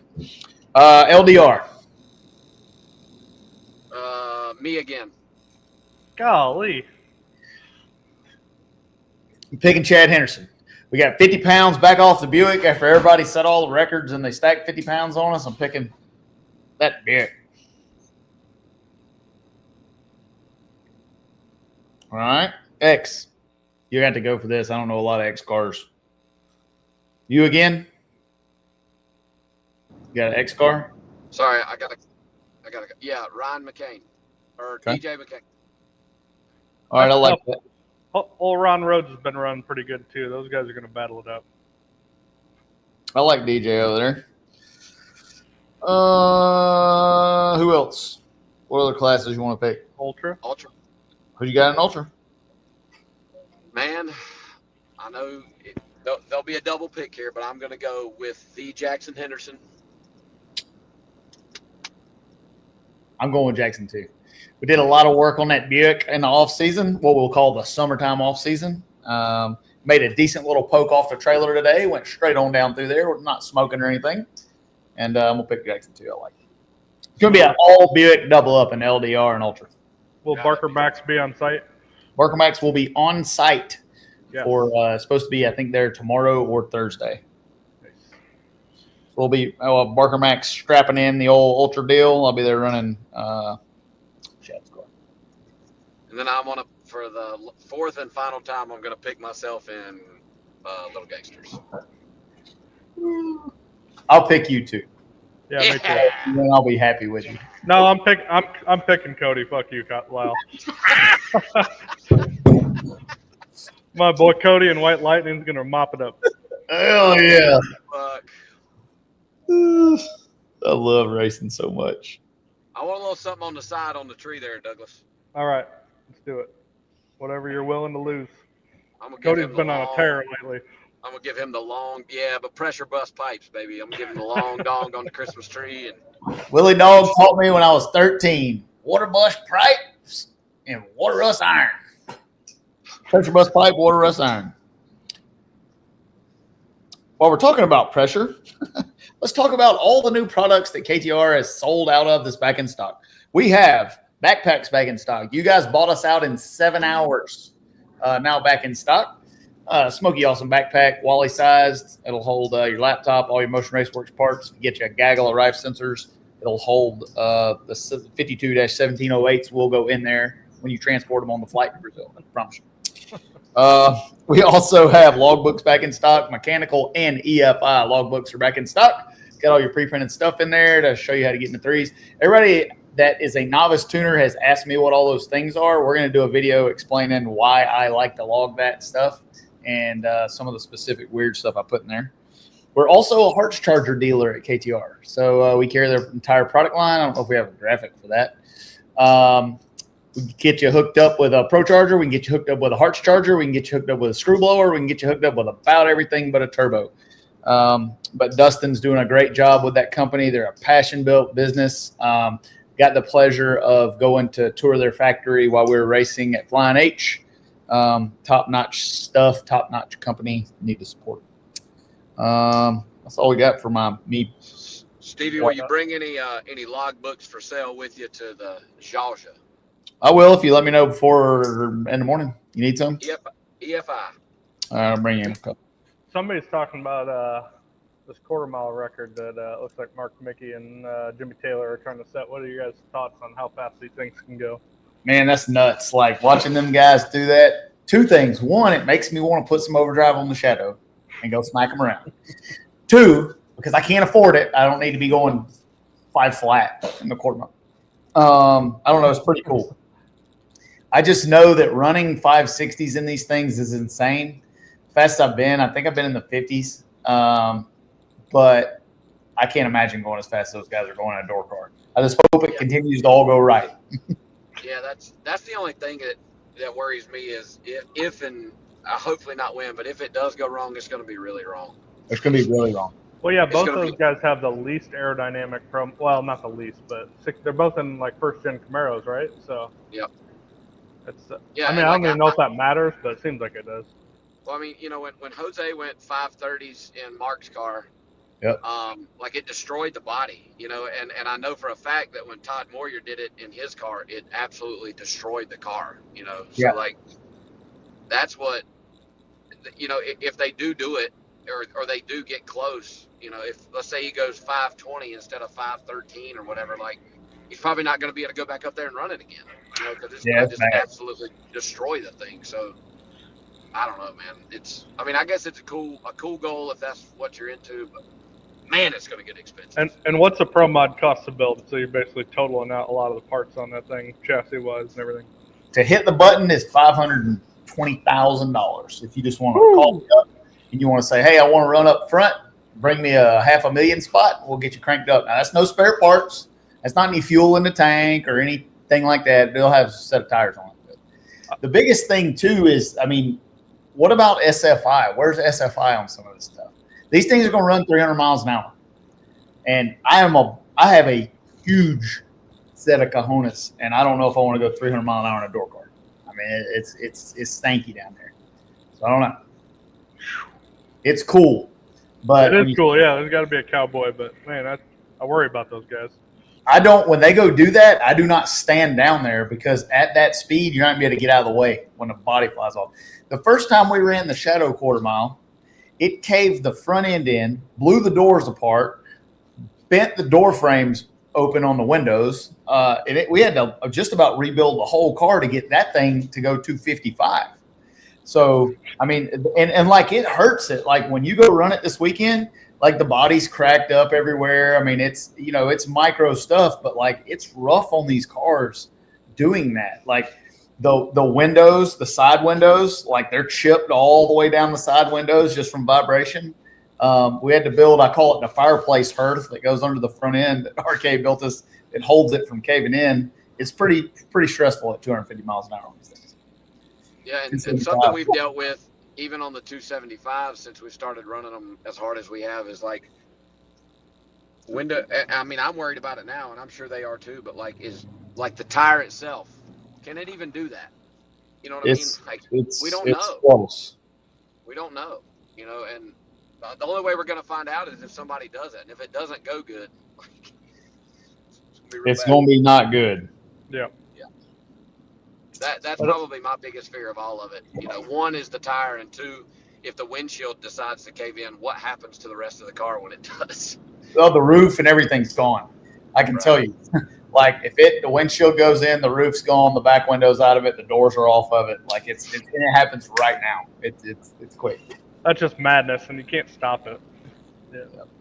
Better have some TBM brakes on those things for all you folks that are trying to run 275. Otherwise, man. Don't let my insurance company see this. Oh, yeah. They'll be like, you want to do what? Okay. Holy crap. I feel like we talked about everything in the world. Did I miss anything?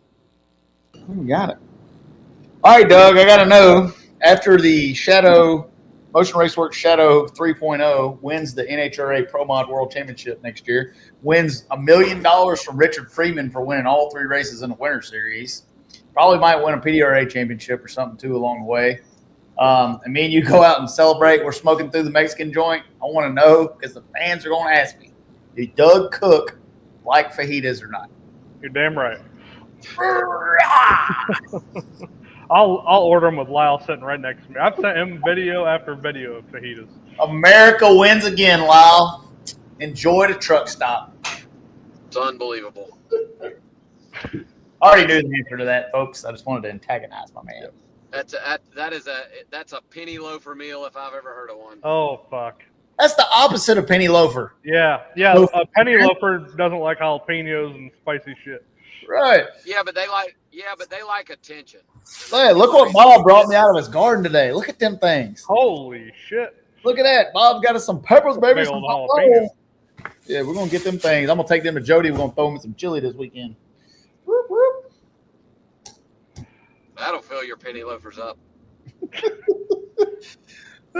can't just say that, Lyle. Oh, I can. Oh, yes, I can. You told me I was going to get my ass smacked around by Cody and White Lightning, and now you've fucking gone on the fajita kick. I'll say whatever I want. You know I love me some beer money. Oh, man. Let me see if I can announce this. Hold on, I may have some smoky news that we need to talk about.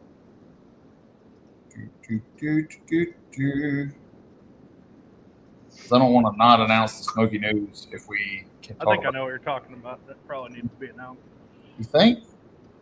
I feel like he needs. Well, let him say yes. But we built some custom parts for this thing. If that's what you're thinking about. No. Oh, okay. I mean, I am thinking about that too. I better not until I get clarification. All right. We can definitely talk about the NHRA Pro Mod schedule that has been released. That's pretty cool. And we got a new NHRA 2026 schedule. We also have the TBD race that everybody's talking about. So NHRA is going to NHRA Pro Mod, Gainesville, Phoenix, Charlotte, Valdosta. Whoop, whoop. Chicago. I'm really excited about that. Yeah, me too. Indianapolis, to be determined. St. Louis, Las Vegas. And I do not know if I can announce it yet, but there is some smoky news regarding the schedule coming out. So there will be some news if it has not already been announced. Huh? Is it in regards to the TBD date? No, not yet. But I am excited about the potential rumors of the TBD date. I'm not allowed to speak on that. Yeah, me too. Would be very cool. I think you would have, if it TBD'd in the right direction, we would have a TBD of how many cars would show up. So, pretty awesome. Yeah, it will be good. So, Pro Mod racing, door car racing in general is pretty awesome. Well, I think we nailed that one, Doug. I hate to bring you on and kill your whole night. I know you thought you were going to be on here for 15 minutes, and you ended up getting stuck for 2 hours of your life. That's all right. Lyle's internet connection is bound to fail every show, so. Yep. Appreciate you. Wow, Appreciate what's you gonna be coming about in clutch there. Yep, no problem, Lyle. In about 1 hour. Doug, you're not pretty as Courtney, but you're damn sure smarter. Take it. Thanks for having me on. That was awesome. You got anything you want to say? Anybody you want to thank? Any news that anybody needs to know about any new companies? Are y'all buying like Tesla or NASA or anything like that? I'm all out of news, man. All out of news. Just, yeah, we get a lot of what Joe just said in the comment box. I get more of that comment on my social than just about anything. People like you, and I really mean this from the bottom of my heart, you are the needle in the vein. You move the needle. You are the pulse of the sport. And thank you for everything that you do for our sport. It's not just me. There's like Absolutely. 100 of us now at Motion. Sure, but it takes all of us. It takes us all. Yep. So we'll keep each other rolling. Molly says stay on for a few minutes after we wrap up because we have the after hours show coming in a minute. Okay. Well, I just poured a drink, so we're good. That'd be perfect. All right, thank you guys for watching. We'll see you in 2 weeks. I want to thank it's been a month since we've seen you guys. Thanks for hanging out with us tonight. We'll have our crap a little more together on the next show. Thank you for watching. See you soon. See ya.